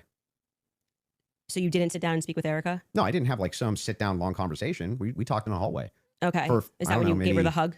Yeah, gave her the hug right there. My wife did too. We were both very sorry for what happened. Okay, so at what point did you start receiving text messages from... See, this is what we call impeaching the witness. If we're a lawyer, she's trying to point out that he has a prior relationship or an interest in what he's saying. This is kind of like when you bring up an expert witness and ask, how much are they paying you to be here? that you cited in your opening statement. Oh, I just reached out to TPUSA and said, I'm prepping for a debate. Is there anything that's pertinent that I can use here? Do you find it interesting that people have been asking for, basic answers to questions, and you're saying that you walked into their headquarters and reached out and they instantly... It's amazing, isn't it? If you reach out in good faith and you're not demonizing them and saying that they're complicit in the murder of people's deaths, that perhaps they're actually willing to release things to you that are pertinent, other than thinking that, perhaps you're diabolical. Well, I don't know. And don't have the I best feel like if I was intentions. going to release that information, I didn't demand that it be released to me. I actually never did. Here we see, let's slow this down to 1 speed real quick because I want to see the agitation building. By the way, isn't Andrew Wilson just like a right-wing Destiny in the way, I don't know, but with a lot more anger, like he has some chud anger, but look at this real quick. They're actually willing to release things to you that are pertinent, other than thinking that, perhaps you're diabolical. Well, I don't know. I feel like if I was going to release that We have someone calling in. Let's see what's going on here. Let's see if this is a prank. Hello, who is this? Hello? Hello, who's this? Are you doing a stream right now? Who is this? Yes. Hello? Yes, who is this from the chat? You said what? Who is this from the chat? This is Awesome YouTube 2007. Oh, okay. I haven't seen you on here. How are you doing? Yes, we are live. What's going on? What's on your mind? Nothing much. So you're conservative? Me? No, I'm a Baudrillardian. I don't really have a political ideology in that sense. Why do you ask? Is that not your show? What do you mean? Is this not the political debate show? Yeah, I mean, this is the KL show. Like, we talk about political stories, obviously, but yeah, we're not really taking a side. We're just What do you want analysis mostly. What do you want to analyze? Well, right now we're analyzing the Candace Owens Andrew Wilson debate from today. Oh, Yes, sir. okay. Who won that? I think Who do by you think won that? I think by default Candace Owens wins just because on the Wait, is aesthetics. Andrew Wilson white or black? Andrew Wilson is white. Okay, so I think he might have won then, because Candace is black, isn't she? All right. If we're are you just trying to be provocative? What? Are you just No, trying to be provocative? she's like a MAGA. Right. Okay. So Yeah. Isn't she with Ben Shapiro? no. All right, sir. If you're not watching the stream, I can't really have you on, sir, because you're not really Well, no, I have your stream pulled up right now. okay. Well, then why are you asking Yeah. for all this context? Because I'm not looking directly at it here. I'm looking at it now. I mean, you got a nice tuxedo on. I mean, sorry, I wasn't staring at it. I was trying to engage in our convo. Dude, jeez. Okay, I'm sorry, but you're Is that saying okay? that she lost the debate because of her skin color. I don't really see how that's What? I didn't say anything about the skin color. okay. You said she was black. Isn't she? Correct, yes. Yeah, but she's like MAGA, right? Who's MAGA? Candace Owens, right? I don't think Candace Owens is MAGA in particular. I think the more aligned of the two with Trump would be Andrew Wilson. Isn't Candace? My understanding of Candace Owens is she's more of a conspiracy, conspiracy nonsense type of person, which is against Trump in some ways. Maybe it's self-interested. I'm not really sure, but wouldn't put her in the MAGA camp. Although I think she's been aligned with Trump in the past. So what, you're saying she's like a Democrat because she's black? That makes no sense. All right, sir. We're gonna continue from here. Thank you for calling in. All right, excellent. Let's continue here. Information. I didn't demand that it be released to me. I actually never demanded that it be released. I just simply said that this is what was going on in the last 48 hours. Maybe to the media they could release it. They could release it to PBD. They decided to release it to a guy that called Erica too retarded in June. So what? Yeah, I just think it kind of shows that Turning Point is sending you as their horse. Well, I don't they know just where don't you, have they don't have I the don't know where courage to you- have the conversation. like, I don't if they see were this- just releasing something in Let good me ask you faith a to answer question. questions. Do you have any I've never evidence of that demanded claim? it's not evidence that No. you're sharing your opinion No. that All right, I think this is the same person. Oh no, this is someone else. Hello? Yo, what's up, man? What's up? Who's this in the chat? This is Butt Beaks.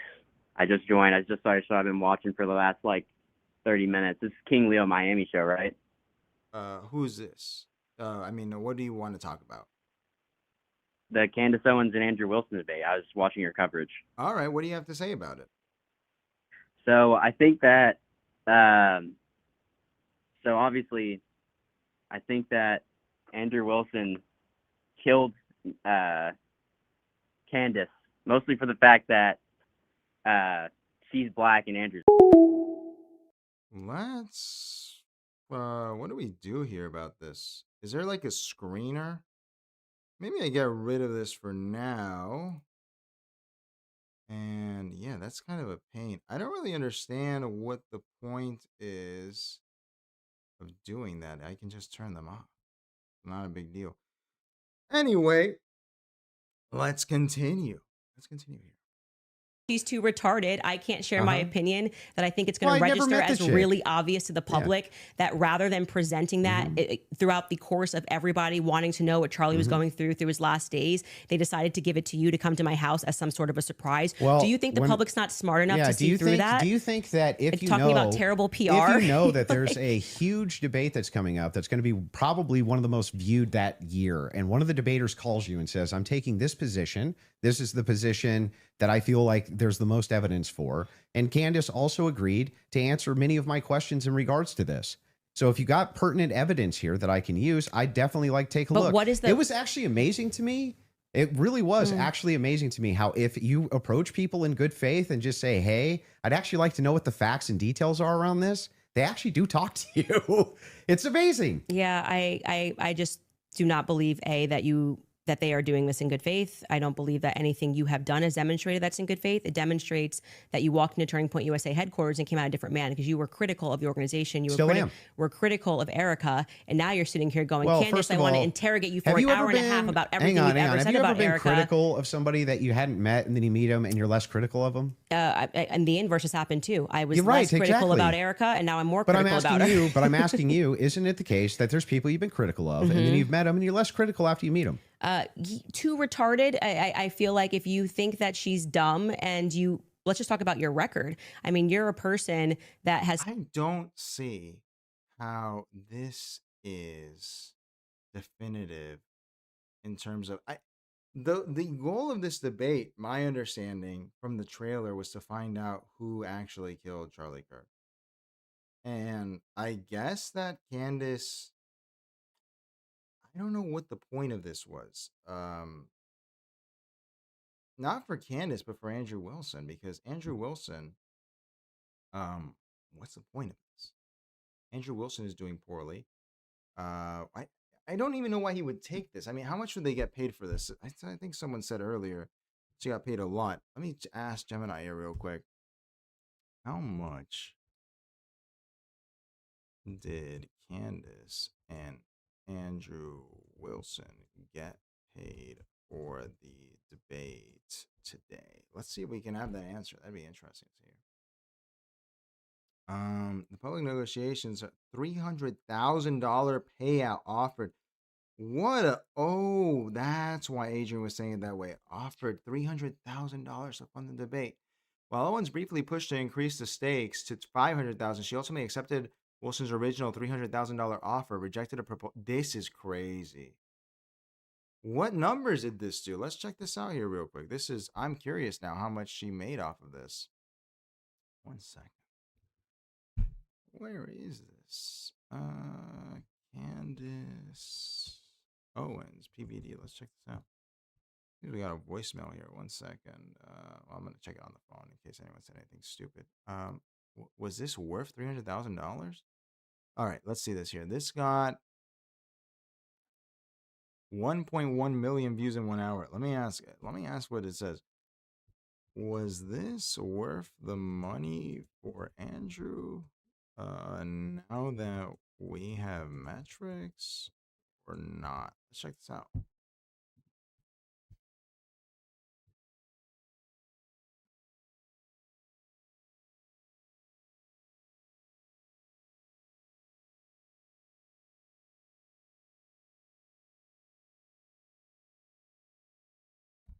Perfect. Evaluating whether spending $300,000 for a debate was worth it depends entirely on whether you measure it as short-term financial return or long-term strategic brand play. Ad revenue and super chats, strategic value, long-term. Bottom line, treat this purely as a short-term business transaction. No, it's not worth it. However, if you view the $300,000 as a massive marketing customer acquisition budget to vault his profile into mainstream conservative media, the huge surge in reach and authority, I just don't see how he's gonna get any bigger than what he's already gotten.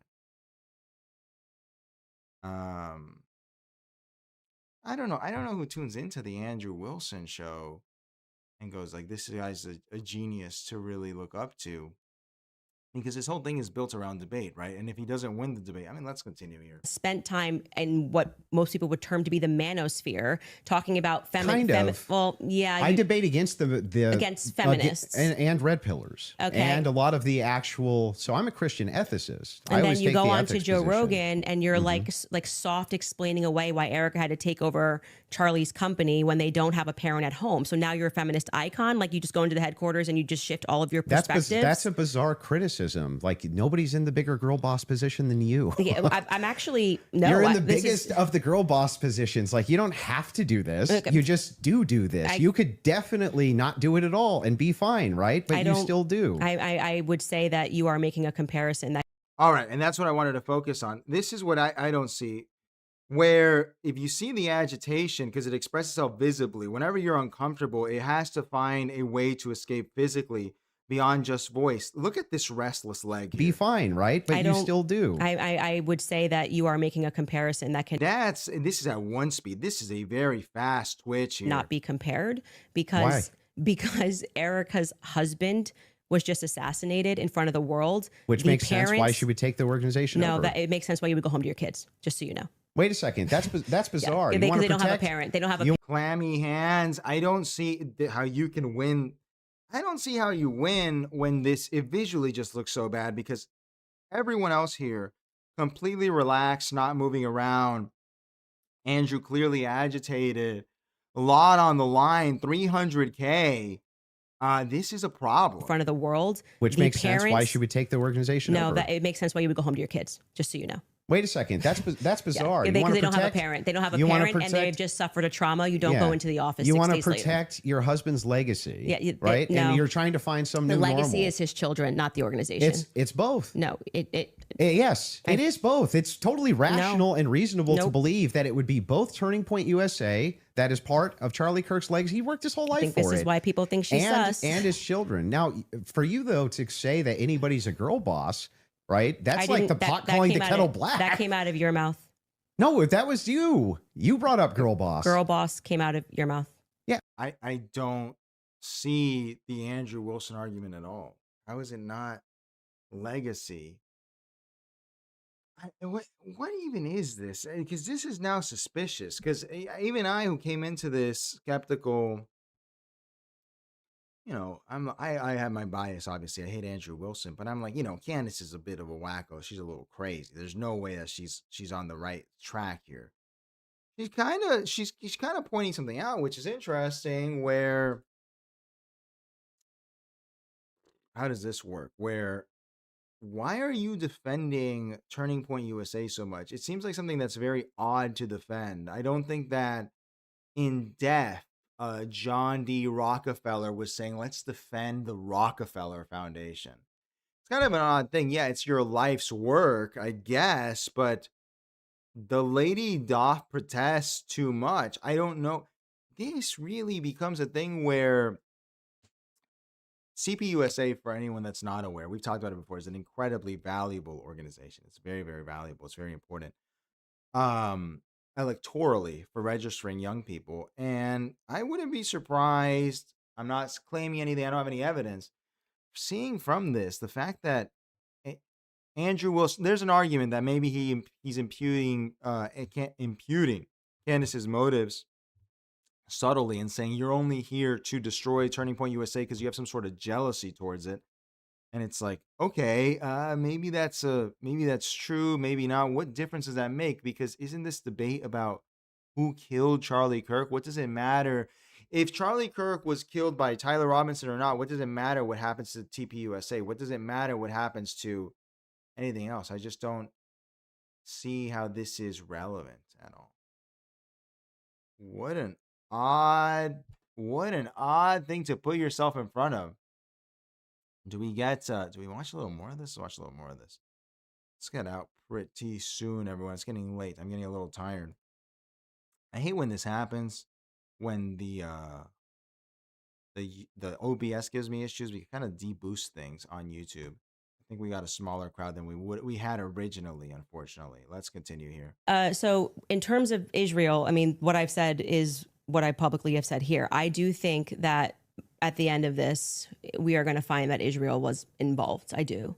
Now, in terms of any of the hard evidence that's been presented, I think this has been a huge problem that a lot of us have had is that they won't even explore anything else that was going on in Charlie's life personally. So if we're not satisfied that Tyler Robinson did this in any way, then every alternative theory should be explored. Other evidence should be brought forward. We've done that in our capacity. Like when people keep saying she has no evidence, it's kind of crazy. I think we've broken like more stories than any news source in the world. I mean, down to pictures, details, police officers, what the dog's name was, because we're not the only people that believe there's a conspiracy here. The police officers that were involved, the many police, sheriff's offices, that were departments that were involved that day, all believe that there was a conspiracy. Down to the U.S. Marshals believe that there was a conspiracy. They were, my sources at the U.S. Marshals were saying they were basically sent on a wild goose chase that day. But do you see how you say my sources? You're not allowed to have sources. Well, like the thing is funny. So is CNN allowed to have sources? Well, hang on. I have sources. I'm surprised you're still going with the Israel thing. Wow, we're still going with the Israel killed Charlie Kirk. What is the Egyptians playing thing? You know what? Let me ask you real quick. Hang on. Ooh, can you make a timeline of who Candace Owens accused of killing Charlie Kirk? I guess not day by day, month by month. See if it can do that, because I'm curious. Did the Egyptian thing completely go away in her mind? All right. Following the fatal shootings, initial focus centered on law enforcement officials. So Tyler Robinson Owens initially acknowledged the tragedy, while quickly casting doubt on early reports, rejecting assertions from Turning Point USA that she was killed purely as an act of radicalized left-wing violence. Then that's September 25. October 25, she says it's TPUSA. Alleged internal betrayals pointing towards TPUSA staff and board members. Okay. Then in 2025, it's Israel, France, and Egypt. Expanding her comments beyond internal staff, broad geopolitical conspiracy theories. She basically suggested foreign intelligence ties and state-backed involvement in the assassination, directing accusations towards figures associated with Israel, French intelligence, and Egypt. Then in December, it's Erica Kirk. Okay. Then in 26, it's the Patsy theory. During preliminary court hearings, Owens publicly asserted that Robinson was a framed Patsy. And then she includes the wider conservative ecosystem. But today on Andrew Wilson's show, she said that Israel is involved. Does she ever drop accusations or just add accused parties? This is really good because I don't have the memory for all of this stuff. Let's see this. No, she almost never drops previous accusations. Instead, her ongoing commentary operates on an accumulation model. Each new element, target, or entity is folded to a single, ever-expanding grand theory. That is, okay, why Israel came up in the debate.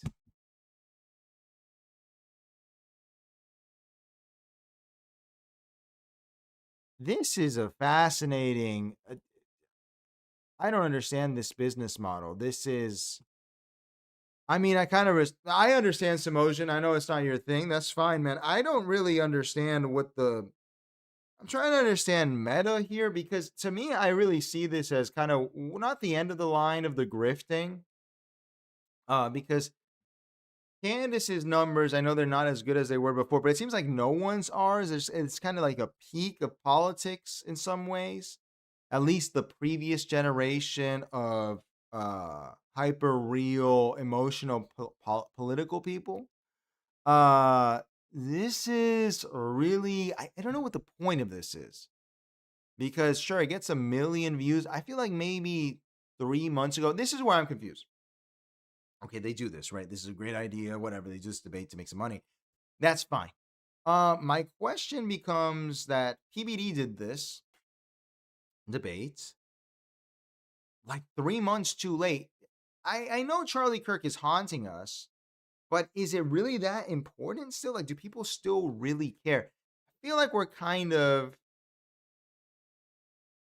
rehashing something or trying to get the last bit of bone marrow out because is the Charlie Kirk trial, I think, is going on.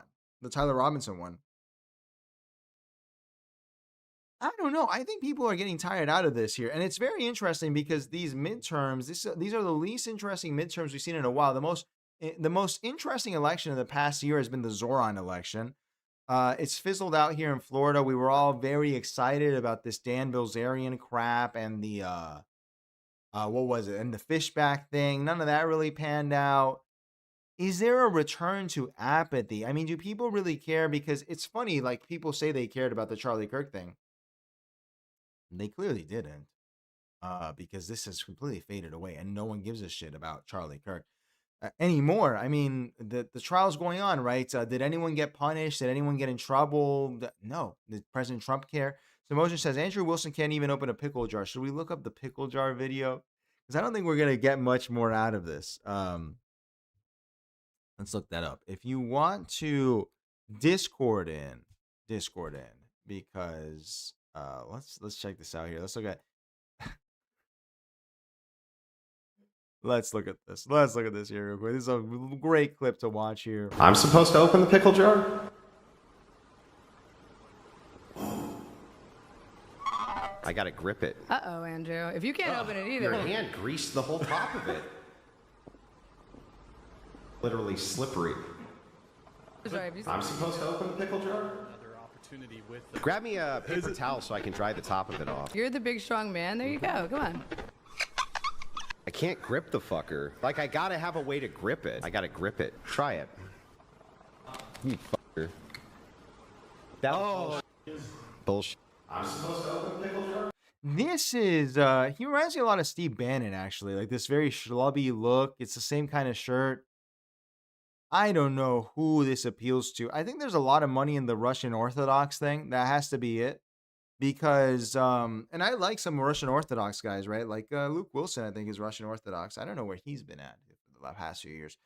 But who else would organically find this to be entertaining? Maybe it's just my taste or something, but that's pretty bad. The clammy little hands, the skinny arms, but the fat belly. I mean, that's the kind of subconscious fat that really destroys your body and your mind. And J Boss is here. Let's bring J Boss on here. All right. J Boss, are you there, sir? If we can hear him. Hello. Hello, King Leo. Can you hear me? Yes, sir. Sir, since you're more familiar with the internet stuff, how are you doing, first of all, to begin with? Good. How about yourself? Good. Was that just like a troll? What's going on there? That's just a troll? Yeah, whenever people are delaying what they're going to talk about, and then when they pretend that they didn't understand what you said, that's usually just trying to waste your time, at least from my experience.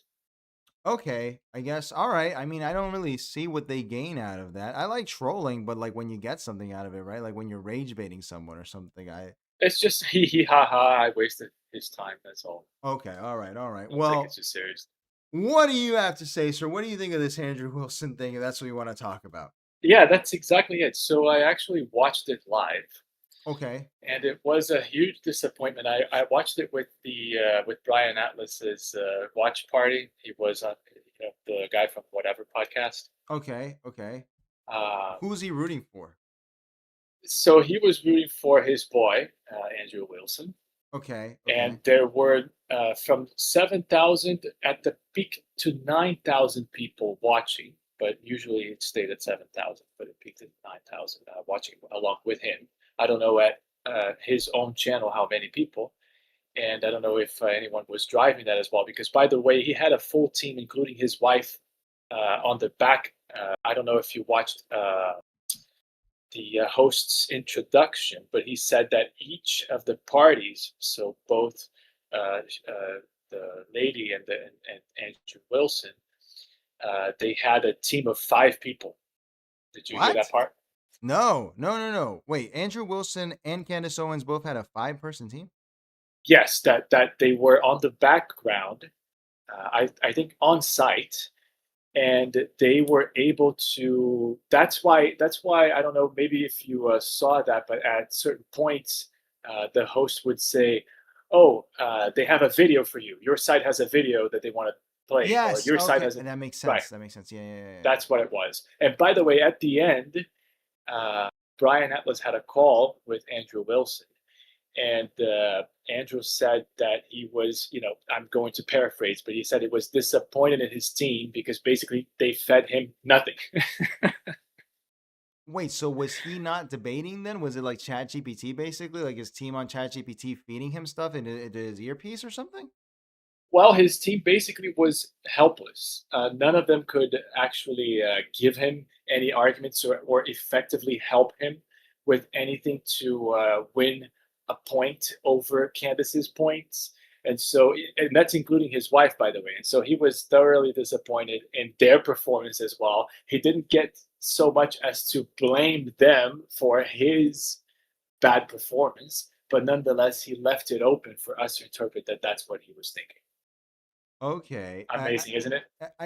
It's sensational. What I don't get is if you have a 5-person team, how did he not get makeup done? Like he just looks terrible. Like he looks so.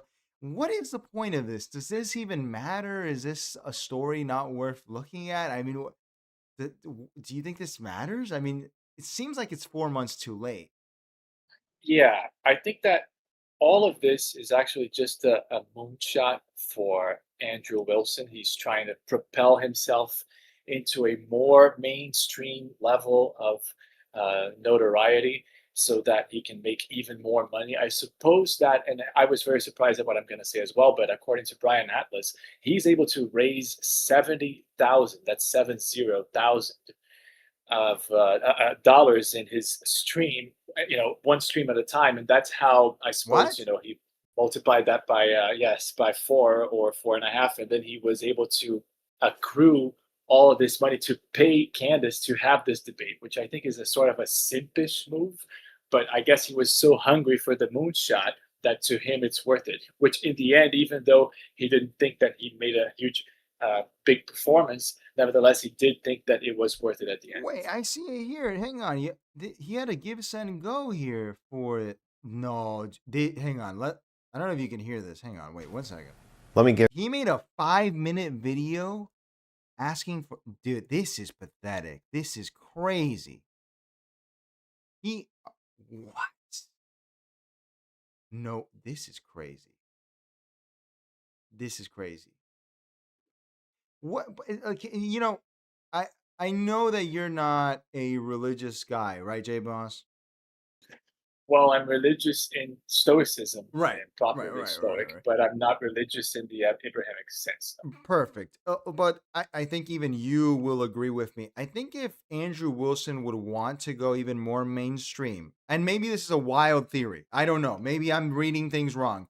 In the American conservative circle, he would stop being Russian Orthodox and join like a American version of that, whether it's Baptist or something. Because I think that's probably the thing inhibiting him the most, given that, I don't know, Russia's in a war with a country that's allied against America right now. Am I wrong about that? Well, the situation for Christianity in the U.S., it's tough. It's a huge debate, but to put it all in a very simple one sentence here, since we don't have much time, I think the orthodoxy for the West is SSPX. but then SPX is too based for even Andrew Wilson to adopt because of things that we cannot say here to do with 1945, and you can fill in the blanks. And so there's a huge debate about whether they are excommunicated or not, but nonetheless, there's not really another sect of Christianity that could fulfill this. And then there's also the other debate about whether it should be Protestantism or Catholicism in the US. And you have a lot of Protestants also converted to Catholicism because apparently there's some huge overarching argument for Catholicism and against Protestantism. And so it's a huge mess.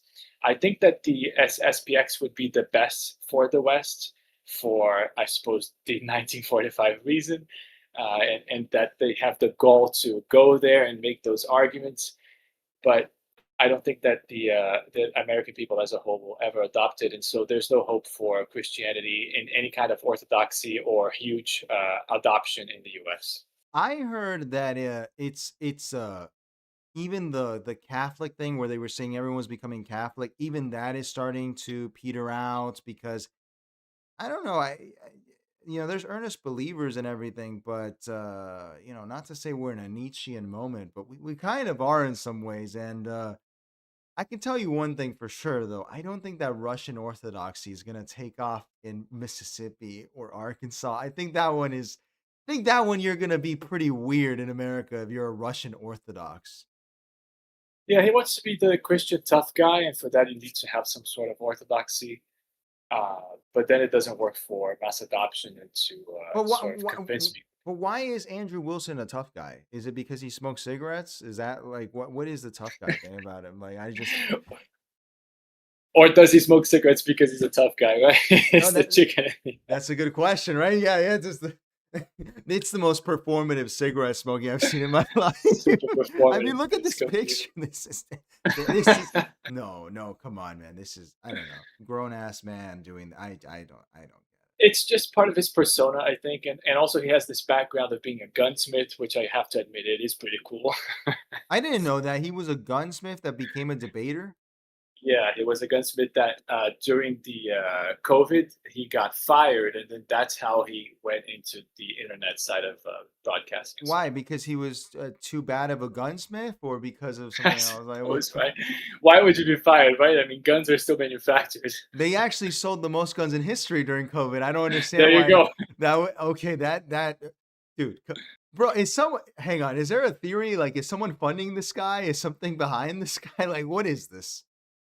Well, if it were, I can't imagine who it would be. I don't know if it would be the Russians, maybe, I guess, with his orthodoxy, maybe. Is he even pro-Putin, pro-Russia? What is he? I haven't gotten his take on that, to be honest, so I can't tell you. I would be curious to know, actually. Okay. Because I don't know if you saw he debated Spencer recently. That was really funny. It was like a 3-minute debate. Oh, yeah. I think you showed us some of it. Yeah. Yeah. And Spencer was like, "You're a fucking," and then the F word. And that was the end of the debate. And I thought that was perfect. All right. Anything else you want to talk about, sir? We're not over in time. I just hate that YouTube, they don't like when you restart the stream. Well, tell me, anything else on your mind? Just quick 2 things. One is I think that Candace won the debate. And by the way, it was 37% for Candace on Brian Atlas's poll that between 7,000 and 9,000 people voted. Mm-hmm. And that there was the option for draw, to vote for a draw. And then after he put that option, then it was 28% thought that Candace won, 14% thought that it was a draw, and then the balance was for Andrew. But that's of course because there's a pre-selection bias there.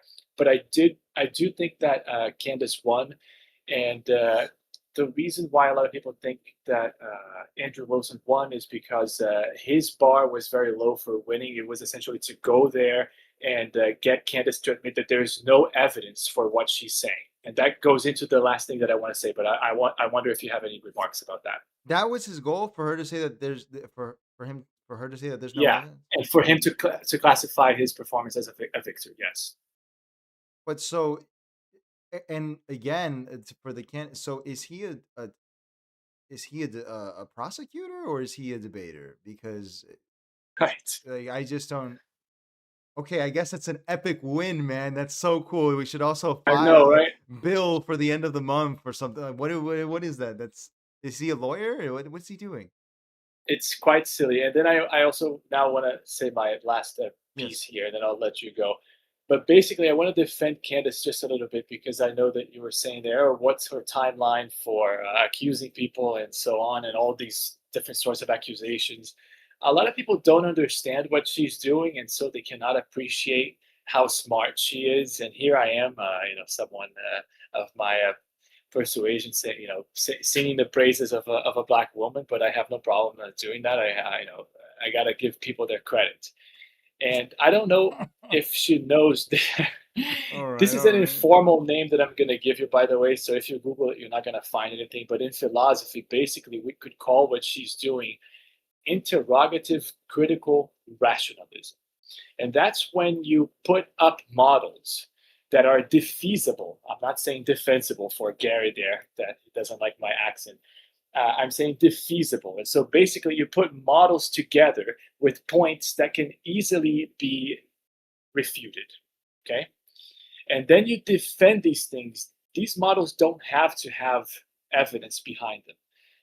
The point of putting up all of these models for debate and then defending them and then making them easily defeasible, easily refutable, is so that you can do research through other people, through your interlocutors. And so now that, this guy thinks he knows a lot, so he's going to try and criticize my model. Well, guess what? I made my model purposefully criticizable so that it can easily be defeasible. And also I've put all of my main points very, very close to the surface so that it's very easy to see what I think behind these models so that you can come in very easily and then bring them down. But because I have so many models, I'm going to use all of you refutation suitors or potential refuters to pick which one of my models is the best. That's the whole point. And so she's basically using the refuters or the suitors to do the research for her. And because she's so controversial and so, she puts herself out there and she's very vocal, then she is able to attract the attention of those people. And when she gets these refutations, now she's having other people do the work for her that she's not even able to do for one reason or another. Maybe she doesn't have as much information. Maybe it takes information from people that have, these private messages from Charlie Kirk or whatever that you didn't know of. And so she is able to collect more and more evidence through this critical rationalism approach, interrogative critical rationalism approach of model building with defeasible premises. That's exactly what she's doing. A lot of people don't get it, but I know it because I like to do it as well. It's a very efficient method of arguing. And as you said, in debates, we don't bring evidence. This is not a forensic debate. This is a logical debate. And so for that, these models work very well. Can you dumb this down for me? So if we're debating, I don't know, like burgers or pizza, what would you do if you're on the pizza side that's analogous to what you're saying Candace is doing? So basically, let's say that we're debating burgers and pizza, and I'm saying, well, you know what? I think that everyone that makes pizza is actually involved in a huge conspiracy for people to get fat. Okay. And then you can just come in and say, well, actually, my cousin has a pizzeria, and he's connected to a lot of people in other pizzerias, and I can show you all of their text messages, and you can see by yourself that there's no conspiracy. And then now I know, okay, well, actually, that was just one of my models. I have 16 models for how pizza is bad, and only one of them was this conspiracy one.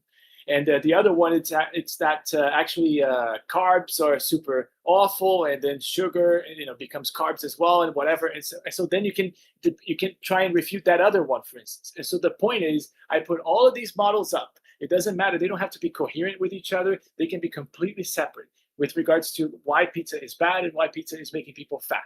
And then if you refute one, well, now you have just done the work the research work to give me information for why that model doesn't work. And so, but I have 15 other models. It's not that I'm trying to win. She's actually trying to get to the truth, which Andrew is not, by defending the mainstream narrative.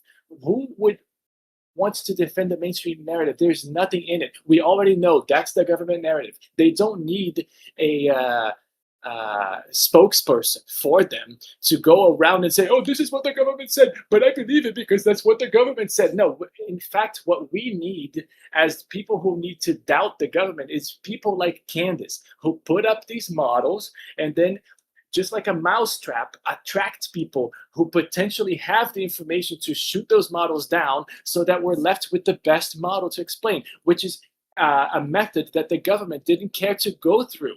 They just picked one narrative and now they defend it with all their might. Whereas what Candace is doing is an A/B test, but it's like A, B, C, D, E, F, G test with all of these models. And then the one that ends up, the last standing model, will be the best explanation and will be better than the mainstream model.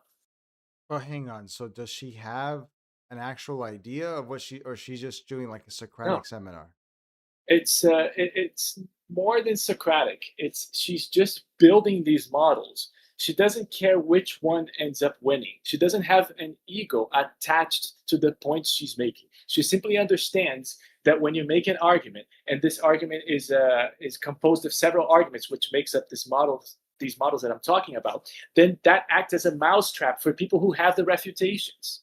Do you understand that point that I'm making? It's that she doesn't need to do the research because she can just be controversial and get people attracted to refute her arguments that she's building. And so now all she has to do is put up, let's say, 20 arguments, and then she's going to attract 15 different people that will shoot down 15 of her 20 arguments. Okay, well, now she knows which 5 of those 20 are the best, and she had to do zero research. So she's like crowdsourcing the conclusion by just proposing things. Yes, basically, yes. And so, but this is something that has been done before. In philosophy, there's Peirce or Hinteke. They have done these things before, and they defend C.S. Peirce and Jaco Hinteke and R.G. Collingwood. And so I could name several others, Lakatos, a Greek one, or Douglas Walton. And so, but if you have to put all of these people together to come at what she's doing. And so I'm very familiar with this because I have debated for a long, long time.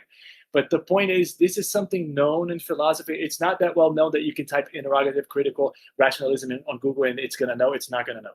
But it is known that there is this approach where you get the refuter to do the research for you. And then you can more quickly and more efficiently get to the truth. It's something that the people who do this are the people who don't have an ego attached to any perspective.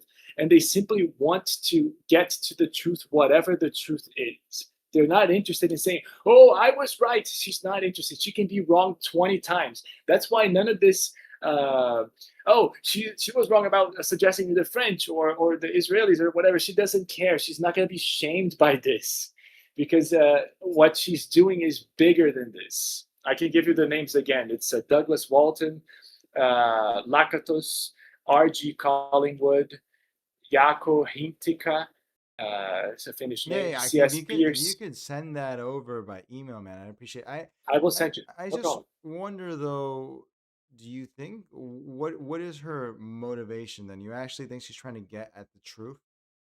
Yes, because she absolutely behaves as a person who's trying to get to the truth. I do not think she has any ulterior motive. And you don't think she has like a hypothesis or anything? She's just like, let's just figure it out. I'm going to throw this out there. Let's crowdsource. Like, is that what she's doing? Even if she has a hypothesis that is her irrelevant pet hypothesis, well, because she knows this method, she cannot possibly be so emotionally attached to this hypothesis as to really prefer it. In other words, if someone comes in and has very good refutation for it, she's going to abandon it right away, no questions asked, and move on to the next best one. But who taught her this method? A lot of people just instinctively learn this by themselves. I don't know if you know about the MBTI personalities, Yeah. but basically, yeah. So basically, Dr. Dario Nardi proved that the MBTI's personalities exist in your brain. He has done the ECG scans, and so it's not in the realm of psychology anymore. So I don't want to hear anybody saying, "Oh, but you're saying psychology. Psychology has a replication crisis, whatever." I am completely aware. People tell me this as if I weren't aware. This is like everyone knows, dude. So this is not in the realm of psychology anymore. The MBTI personalities do exist, and some of them are naturally prone, and they tend to find out this by themselves, that this is a better approach, more efficient approach to arguing. Those are the personalities like INTP and INTJ, who do not naturally attach themselves to arguments. They are really just concerned with the truth, and they will do whatever to get to the truth as fast as possible, even if it includes getting shamed for being wrong time and time again. They don't care, because they know that if I'm wrong 1, 2, 3, 4 times, okay, then all I have to do is put up 5 different models, and then four times against 5, now I'm going to be left with the best one. I mean, it's just so simple. Everybody just keeps finding this out. Simosian is saying, though, and I don't know, are you giving her too much credit? Can't she just be grifting? I mean, isn't that possible too? She's just grifting? Well, but because when really quick, J Boss, I don't think that when she proposed that Charlie Kirk was giving X-Men school powers with Sumerian glass technology, I don't think we really need to refute that one. I think we know that one's not true, right? Well, there's also the fact that she has some sort of a fantastical thinking going on for her. I guess it's also part of her personality that she thinks that some of these things are possible. And so she has built those models indeed, but she has had them shot down. So you have to give them credit, give her credit, because she's no longer defending those. So it is working as intended, the method. She's using the method properly. Simoti says she doesn't believe in anything. That's the point. That's exactly what I'm saying. She doesn't need to believe in anything. She wants to get to the truth. People who believe in something have a pet theory, and they keep defending that, and then you can't show them counter arguments because they're not going to accept it, because they have their ego enmeshed in it. But someone like her, she's perfect for exploring this subject, because exactly she doesn't believe in any argument, and so she's going to put up any model whatsoever, wait for them to be shot down, and then find out which one is the best by the last one remaining. I'm so. Do you think she does this in every aspect of her life, or just with this, or like, is it a methodology that's employed? Well, I was following her when she was doing that. The French wife, the wife of the president. Yeah. That was wild. Yeah. Yeah, and I saw at that point that she was using that method. And so much so that she was able to go to, she was willing to go to court to trigger discovery, so that she could then have the evidence. And so those are exactly the actions that someone that employs the method that I'm discussing would use. Because basically she's saying, I'm not ashamed of being, I'm not afraid of being ashamed of being shamed in public, of being wrong in public. Let's go to the ultimate court to decide this. And then, because all I want to know is the truth. And so if then she were able to be shown proof against her hypothesis, she would just drop it, but she wasn't. And so she keeps at it. Okay. It's not about the debate, Simojin. I have said nothing about the debate. The point is, people don't want to win debates when they put up 15 different models and then let them all be shot down easily, because all those models are very easy to understand and have all of these weak points that people think that they are, so much so that it acts as an attractor to them, and then they come in and then they refute the point. That's not what someone who wants to win a debate does. What someone who wants to win a debate does is they turtle in, they fortify their arguments as much as possible, and they defend one model. She does the exact opposite of all of these things. She defends many models, makes them all weak, and so as to act as an attractor for people to come in and refute, and then give her the research that then she doesn't need to do. That's something that only someone who is interested in the truth does. And by the way, it's natural that Simosian wouldn't understand because he's not one of those personalities. Again, MBTI is not a psychology thing anymore. It exists in the brain. It was proven already by ECG. And so Simosian is simply one of those other personalities. And they're never going to understand each other because their brains are exactly different. All right, And so it's not possible for Simosian to appreciate this. But if only he spends some time thinking about it, he will come to the conclusion that this is a more efficient way to get to the truth. Because how can it be more efficient? The opposite, to turtle in with just one model and go through your entire life. Oh, but I believe in this one model. But I believe in this one model. I don't accept any other refutations.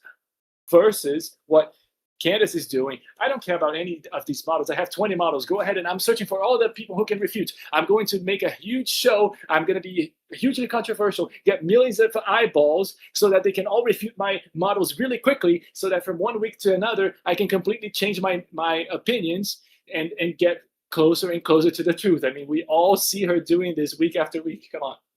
All right. But hang on. Since we're getting autistic here, which is good. All right, hang on. What can I find out about which ones are what is this? Like the MBTI list of personalities that are attracted to the truth? Like what would I be looking for? I want to see this list. Yeah, you can go MBTI personalities who search for truth without ego. Let's do that. Search for truth without ego. I think I gotta put this in Gemini, but I hope it just doesn't start making crap up. Let me see this here. 1 second. And tell me what it says because I have a delay. I can't see until like 10 or 15 seconds. Yeah. Let me see here. Let's see this here.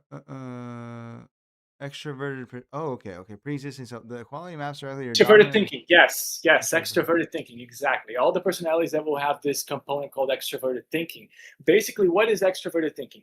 That's exactly what I'm talking about. It's people who don't waste time just sitting all alone in an empty room thinking, oh my God, could it be this? Could it be that? No, instead they just go into the world and they approach a lot of people and because they know that all of these people are going to disagree with them. And so all they have to do is come up with many, many ideas, let people disagree with them, shoot them down so that now they're left with the best one. I mean, come on. This is natural to some people, including myself, by the way.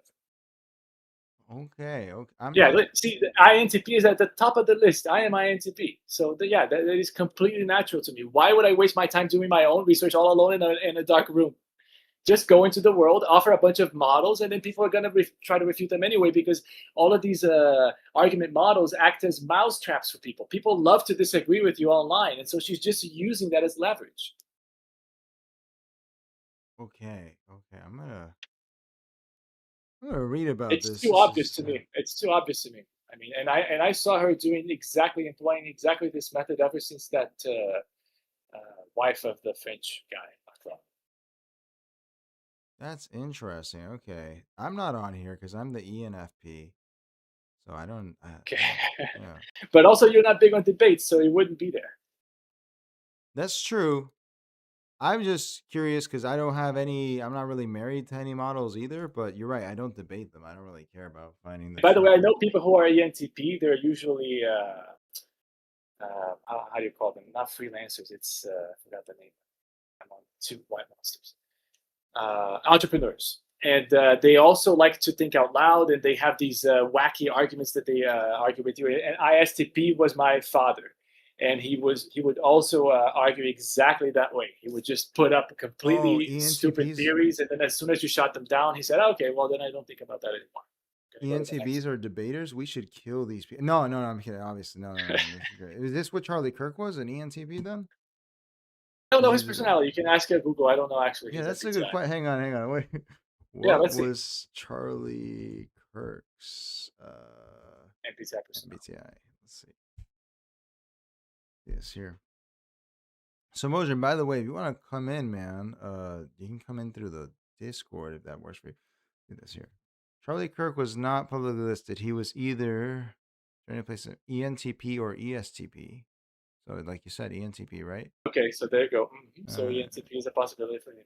Simosian was saying she doesn't believe in anything, but we will let you make the point, then trap you in the minutiae. By the way, you misspelled minutiae.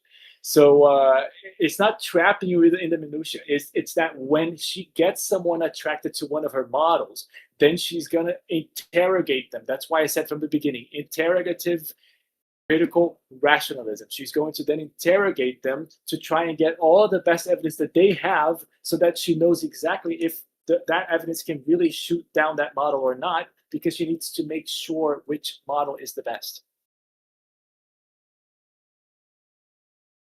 If Candace offered them in a natural setting, asking the question, I would agree. Natural setting. What's a natural setting for debate? However, she's asking them in a debate situation where one would assume to have won.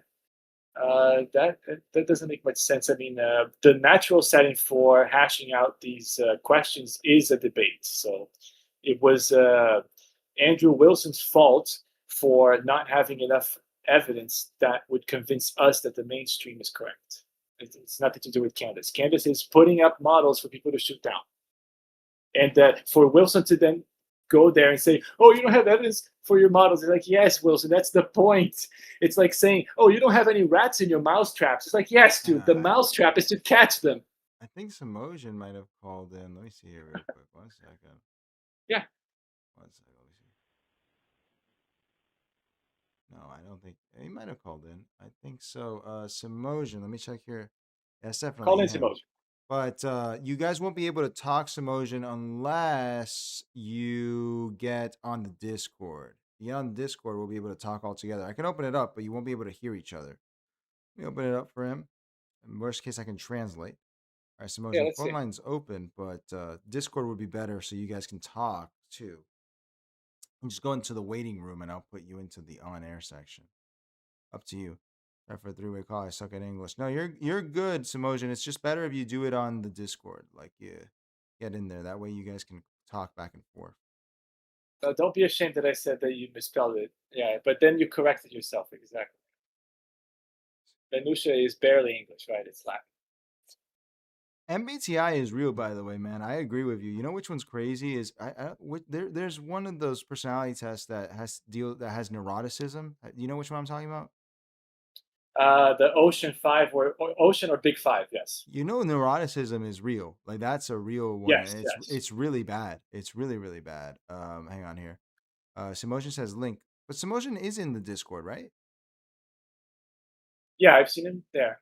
Yeah, he's been there, right? Let me put in the Discord link just in case, but 1 second. This would be cool. We get our first three-way. I'm trying to figure out the this crap here. 1 sec. Let's find this.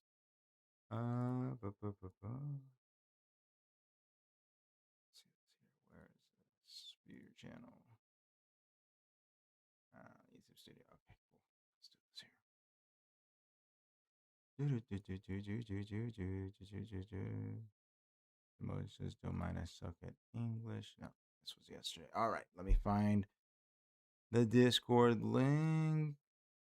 Oh, wow, I don't have that here. Oh, 1 second. While you're doing that, I'm just going to tell you what I did a Google search.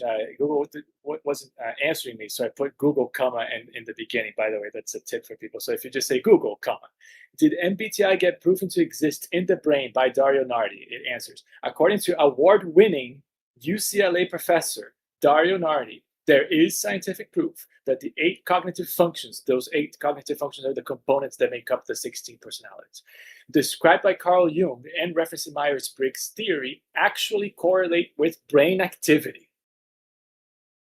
Okay. So this is now beyond psychology and into the measurable realm, which I've seen already the results that he published. He has these diagrams of the brain and the regions that correlate with each component that make up the personalities. And it's very, very definite, the evidence that he has come up with. Anyone can see by looking up Dario Nardi. He has presented on Google and so on many years ago. Let's see if he can join us. And by the way, there was an enormous meta study to compare the Big 5/Ocean with MBTI, and Ocean came up ahead by 3 percentage points or something like that, and they said that it's not statistically significant. And so that the person who made it was trying to make a better test to improve on them, and they realized that both are actually good for different reasons. And so the test that they ended up making has both MBTI questions and Ocean / Big Five questions, J just Boss, so you know really the quick. history. Simojan DM me here. How do you get on the on-air thing? Oh, wait, hang on. I think I got him. You got to click on. Simojan, what's up? Are you here? There you go. Yeah. Is he here? I think he's here. I think he can talk. Hello. I can see him there. Perfect. Yes. Can you guys hear each other? I cannot hear him yet. You can ask him if he can hear. Let's wait for him. Emotion? I can see that we're all here in the room. Oh, I can hear him now. Oh, cool. All right. Perfect. Yeah. What's up? You guys, let you guys take the lead here. Go ahead, Smoke.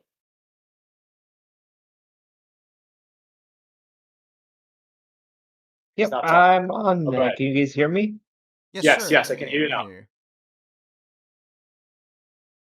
Tell me how I'm wrong, how you disagree.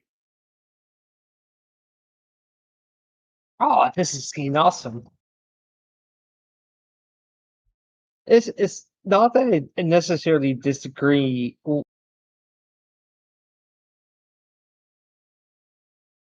It's not that I necessarily disagree with Jay Bross's premise. It's just I think the point is, like I talked about earlier with the smoke jacket film room with like when I was glazing King Leo, it's like I think there's a place you can have those type of discussions where everyone's equal and we're all just like chatting with each other. But when you're in a debate setting, that's a little different. Ultimately, you're trying to make a point and win over your opponent. So I think she makes good points in that circumstances, but I don't think that's necessarily a good debate point, because then you go into like what the Russian defense was. If you know what that is they have like 1 tier, 2 tier, and 3 tiers, and they try to bait their opponent into going deep into the 3rd tier, and then they get trapped with the 1st and 2nd tier wrapping around them.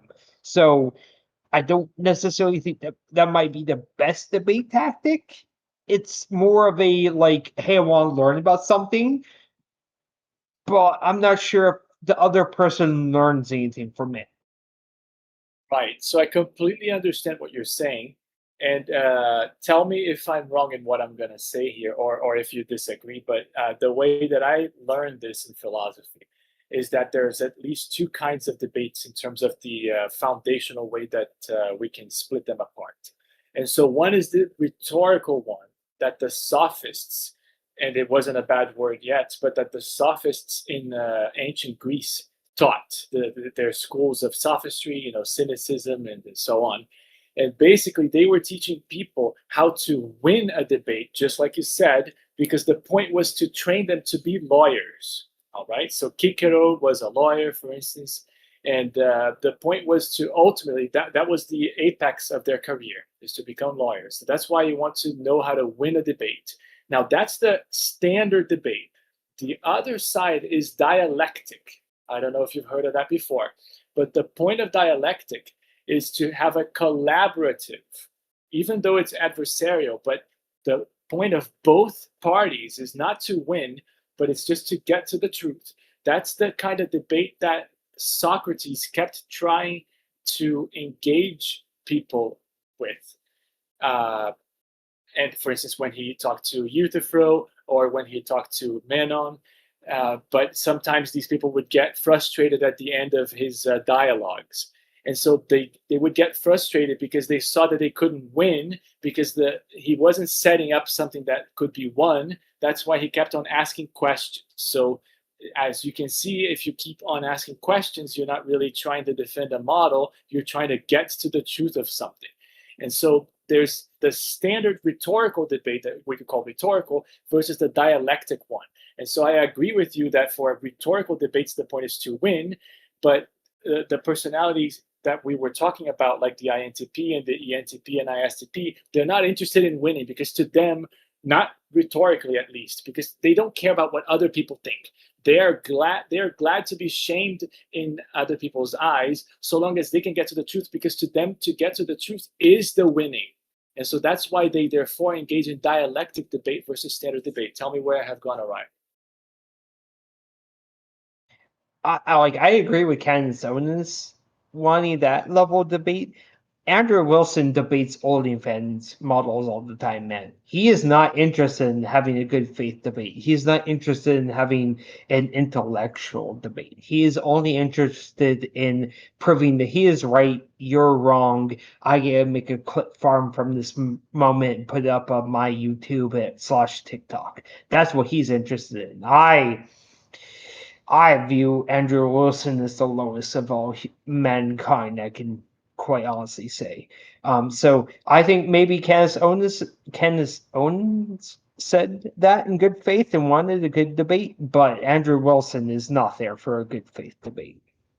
I would. Yeah, I will agree. Go ahead, please. Yeah, I would say, firstly, because Simone said it when he first got on, and I'm wondering is, and maybe it's my ignorance, the purpose of a debate isn't really to convince the other side, right? Like you're performing for an audience, because I think Simone kind of said that like you're trying to win the other person over, but that's not what they're actually doing, right? They're trying to win for the audience.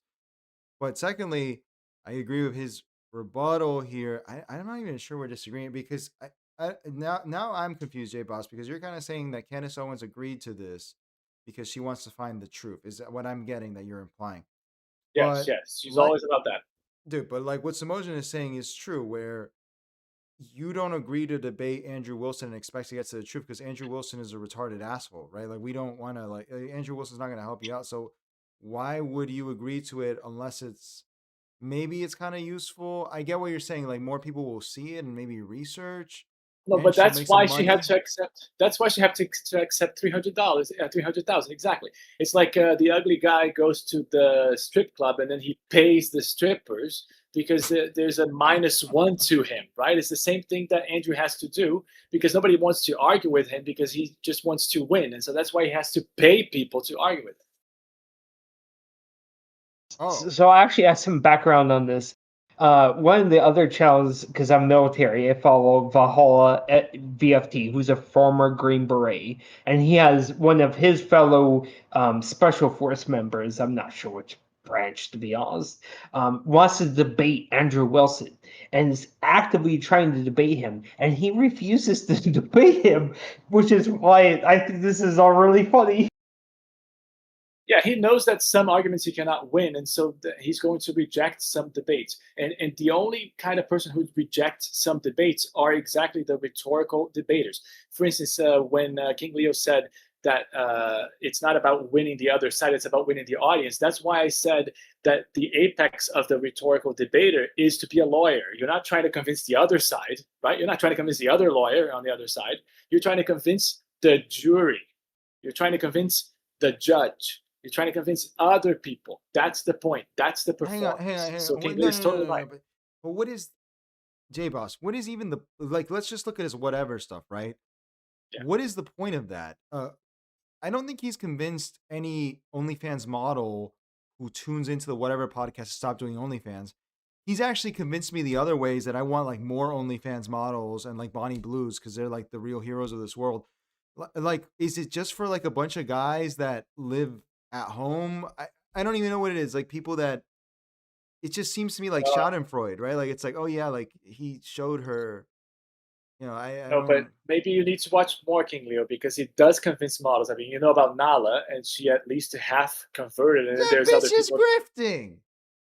No, okay, fine, okay, but then there was that Asian girl that married that tall white guy, and then Brian Atlas just showed their pictures, their marriage, about some 5 or 6 shows ago, and she used to be one of those thoughts in the show, and then now she has completely changed her mind. And then other people have gone on the show later on, other girls, and have said that actually Brian is right and he's not misogynistic at all, and she completely understands the point now, and now she wants kids and so on. That does change people's mind.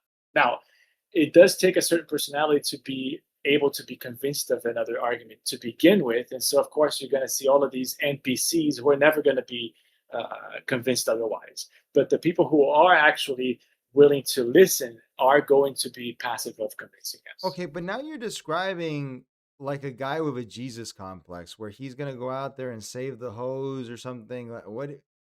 Yeah, but he does see himself as this kind of missionary. He wants to convert as many people as possible. So he's not only doing this for the only fan girls themselves, but also, like you said, for the audience, the people at home. He wants more people to adopt his Orthodox Christianity, which is why he reads constantly these messages of, I saw you debate this girl and so on, and then I converted to Orthodox Christianity or Orthodox Russian, whatever it's called. And so he does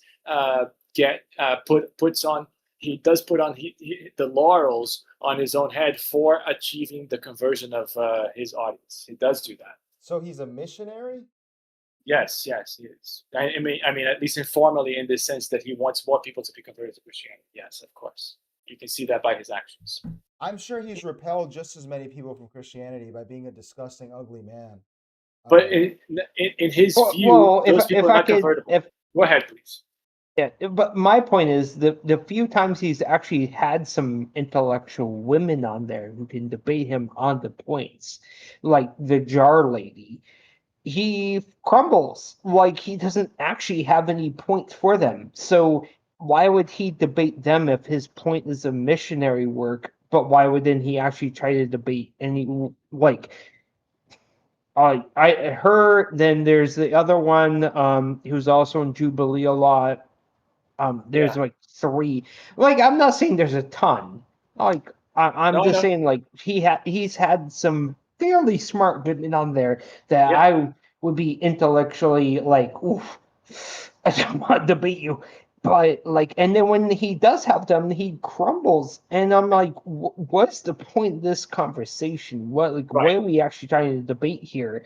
And I think that's the problem with me as him as a missionary. Like, if you want that, then go watch Rico, because I think he does a much better job of that.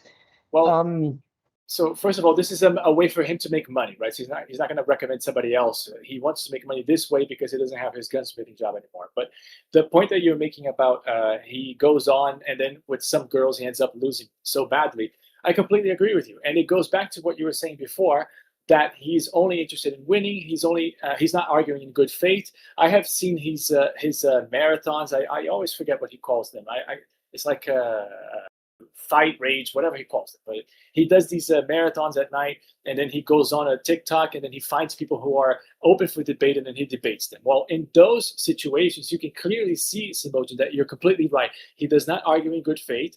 And then when he finds someone who has very good arguments against him and presses on against his arguments very well with good questions, like King Leo was saying that Candace Owens was crafting, then he resorts to trolling. And then I haven't bought his, and nor will I buy his argument course, but I have seen from commentary online that his argument course teaches all these tricks to troll people and to get people to lose, just like Schopenhauer published his 38 stratagems on how to win a debate a long time ago. Wait. What is the point of this? Now I'm just getting pissed off. What is the point of this? This is just schizo dealing. This is just stupid. So, because, like you said, King Leo, the point of rhetorical debate is to win the audience. The point of what all Andrew Wilson is doing is to win people over to his side. There's no mystery to it. Even if he's wrong. Okay, wait. But hang on. Then maybe this is me being autistic. Andrew Wilson, when you say he wants people to be on his side, does this necessarily align with the way he lives his lifestyle? They're not dependent on each other, but I don't know the answer to that question, but it doesn't depend on it, right? I would say no. It's not dependent. No, but he's just there to win money for himself. Ultimately, the point is he wants to make he wants the incels to feel smarter over women, and that's what he wants. That amplifies his message. That amplifies his message and grows his audience. Go ahead, King.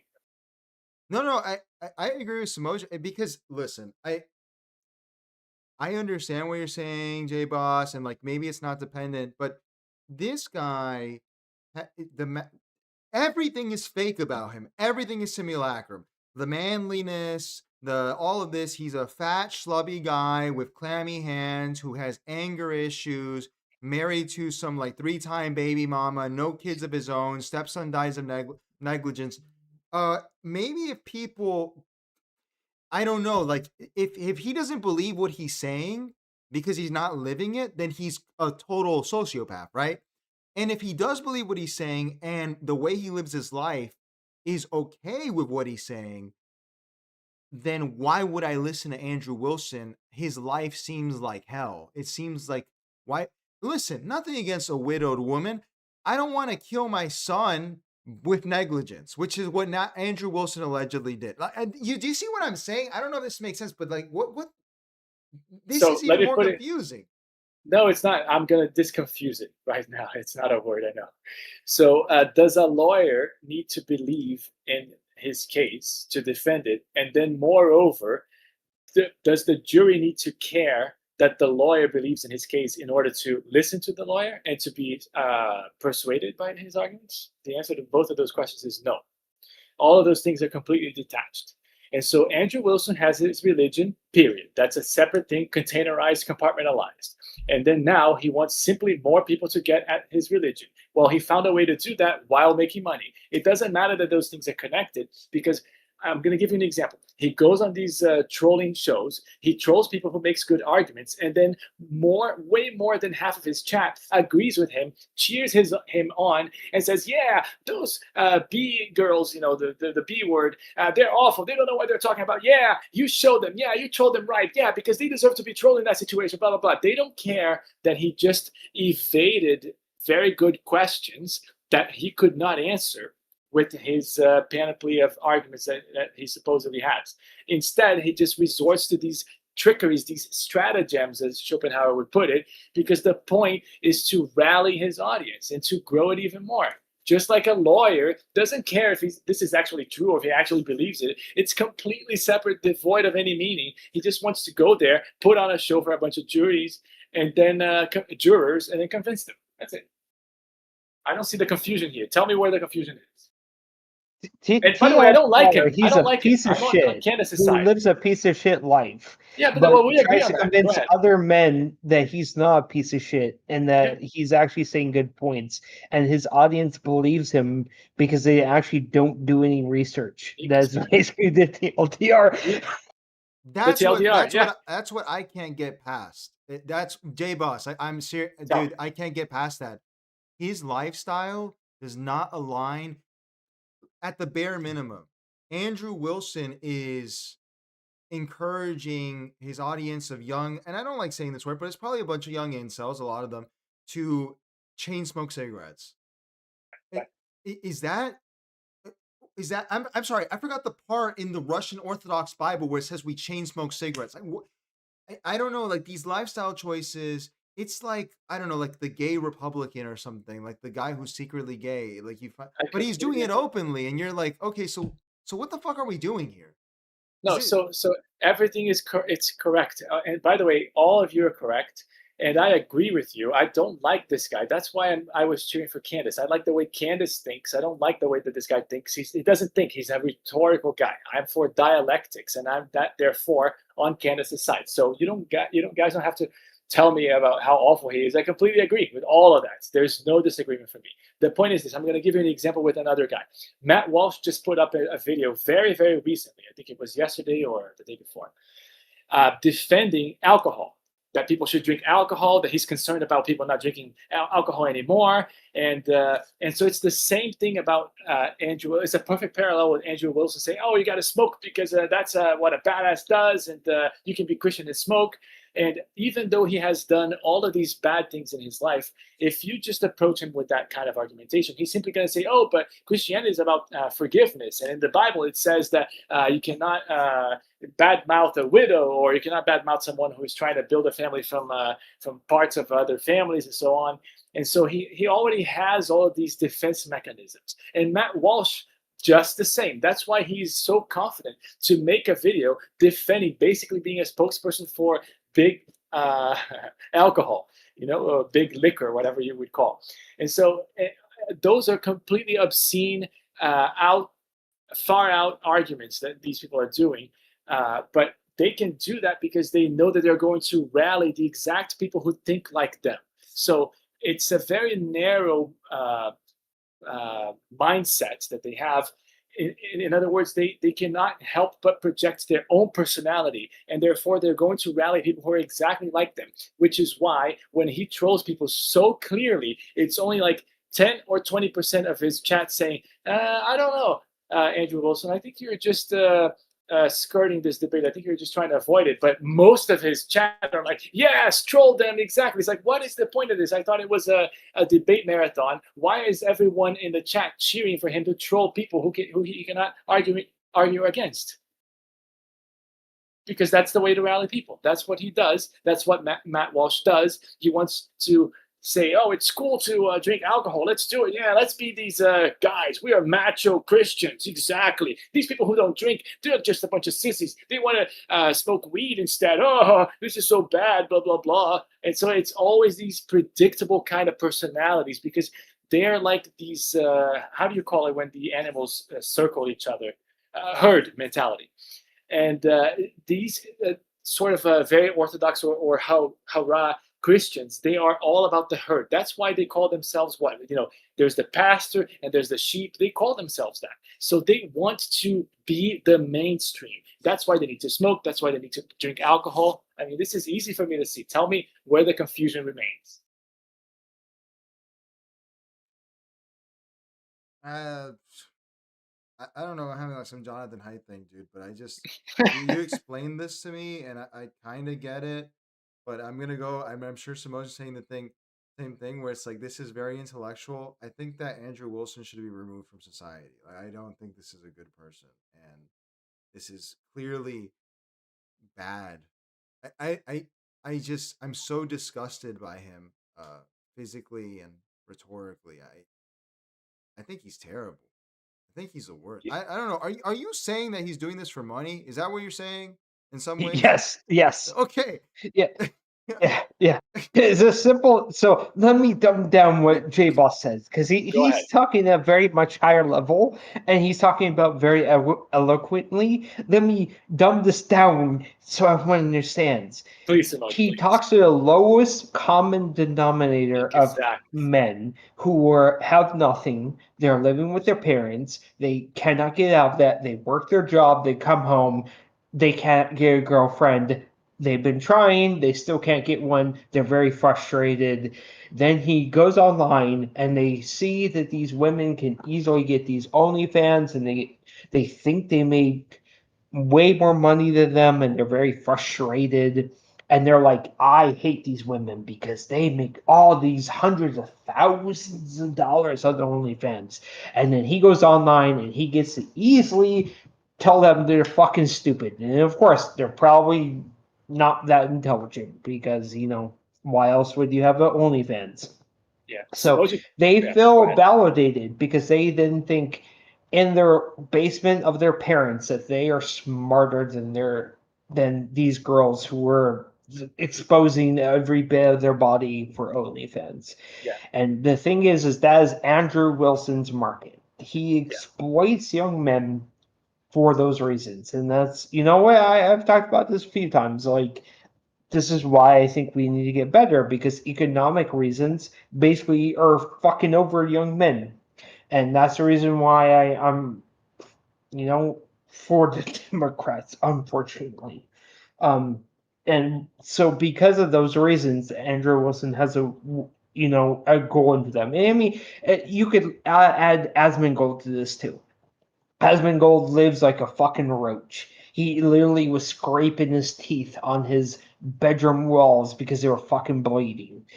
And he lives like an absolute slob, but then they will be like, oh, this guy's a millionaire. He made all these millions.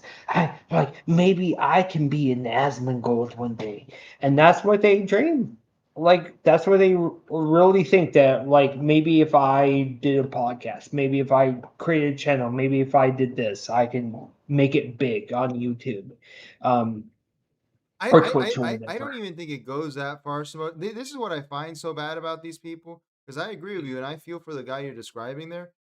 I don't know. I'm not familiar with Asmongold, but I assume that Andrew Wilson sells a course so that you can be better at debating, which is basically, I think he's probably selling you that so that you can go and make life insufferable for your parents and your in-laws. this man crisis thing, and no one has a real answer for it. This is just I don't know. I see Andrew Wilson as just, you're right, like exploiting these people. I don't know. I maybe it's just me going low IQ when I see what he's doing. It just kind of disgusts me. Where I don't know. I don't know. It's fucking gross. King Leo, let me just tie in one last thing, very quick, very small here. I completely agree with Mojin's translation of my ideas, and basically, yes, he's appealing to the lowest common denominator. And then think about it this way. Check this tie-in out. You were saying, why is he debating these OF girls? Well, take what Mojin said. It's the lowest common denominator. It's these people who are frustrated with life and they don't know what masculinity is. These people are probably going on OnlyFans and giving money to these girls. So what better way to get the ears of those people than to go on a show, debate these OF girls, show to these guys who you're trying to attract and rally the actual nature of these girls, how wrong they are by debating them. And therefore, if you win the debate, you can say, oh, there you go, guys. See, I proved that the girls that you're following are actually awful. And so please go ahead and follow me because I'm the good guy. That's exactly what he's doing. I'm not saying, listen, I don't know, man. Maybe I'm just not Christian enough. If you pay for OnlyFans, I don't understand your psychology. Who are we saving here? Like the dregs, like people that have porn is free. Like, what if you've paid for OnlyFans? I don't even know what to tell you. I just don't. No. So can I address that quickly? Yeah. So check this out. It's another tie-in. It goes perfectly to unconfuse the situation. You're saying, oh yeah, porn is free. So why would anyone go to OF? Well, I'm going to answer that and then I'm going to do the tie-in.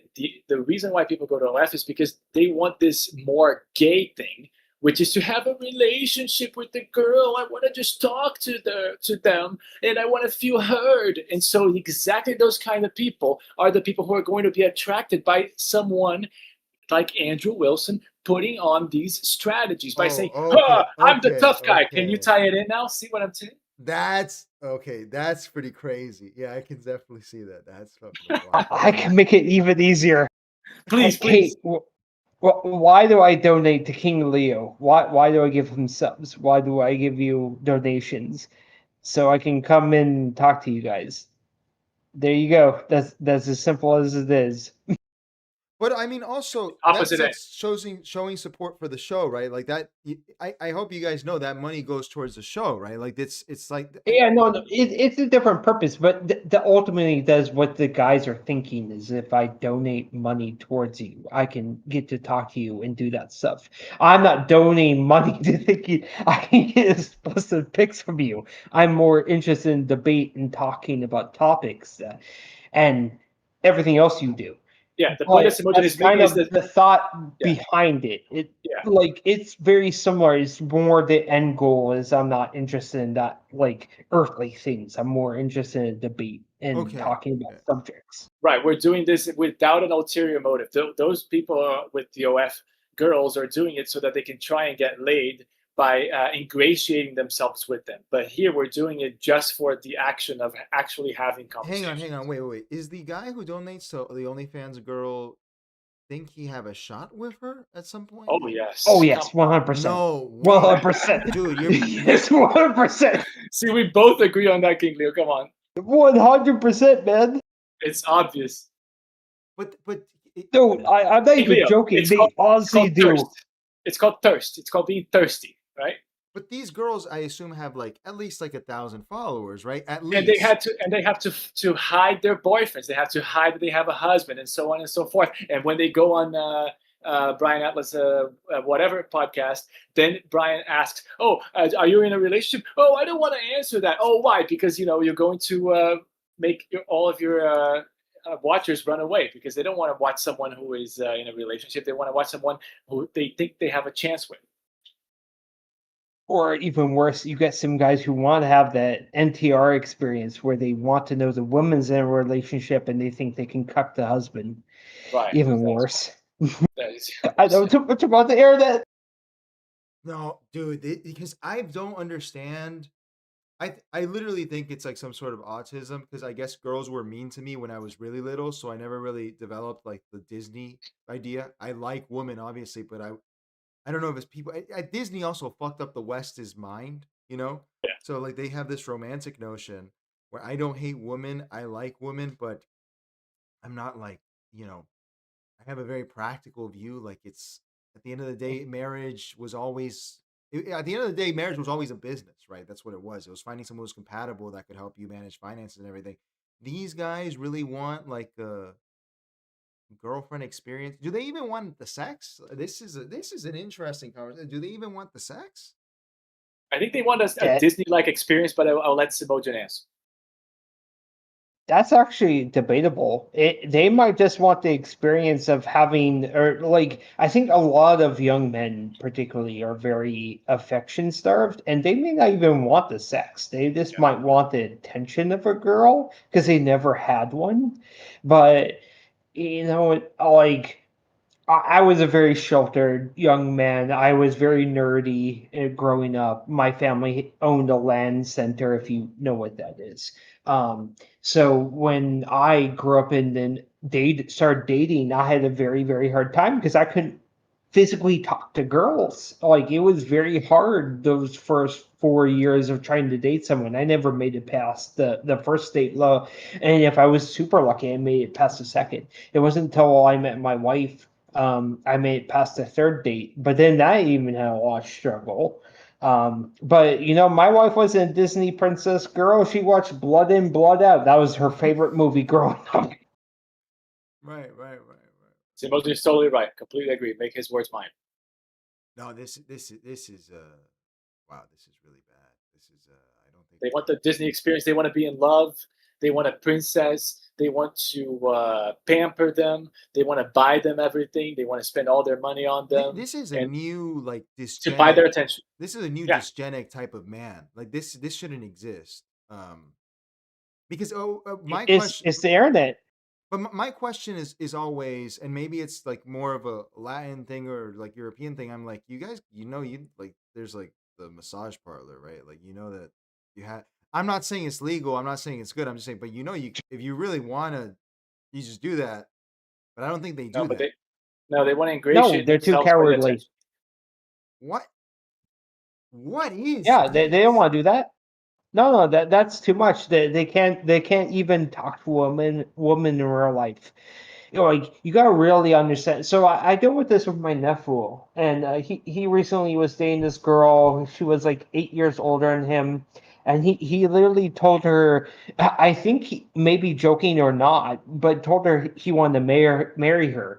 And then they recently broke up. She's still calling him to this day, begging him, asking him. She's calling his mom every day. She's calling my wife every day, asking like, well, he said he wanted to marry me. Why doesn't he want to marry me anymore? Like, I think women are just as broken as men right now. Like, none of them really have a good connection with each other. Partly, I think, because of COVID. Yeah. Probably a lot due to COVID, but also because they don't know how to interact. They don't have the same forums to do that. They don't know how to go out and meet each other anywhere. They don't know how to talk to each other. Like, I think society is more broken than we think, and we just assume that you would know these skills through high school, and that's just not there. And they're broken as well. Girls are broken as well. And that's why I tell people, if you want to date, just go out, even on the streets, and just ask people out. Just be as uncreepy as you can. Say, oh, hi, what's your name? And I just wanted to know, maybe, I don't know if you like to be asked out, but you want to go out on a date sometime, and we can go to this or that restaurant and so on and so forth, and just be as natural as possible. Because girls are also thirsty for that sort of attention. Then you have their side, and they have their own narratives, also very much Disney-like as well. But they would love to have a story about, oh, I met this guy on the street. I met this guy on a cafe, and then he asked me out, and blah, blah, blah. Trust me, I know this from experience.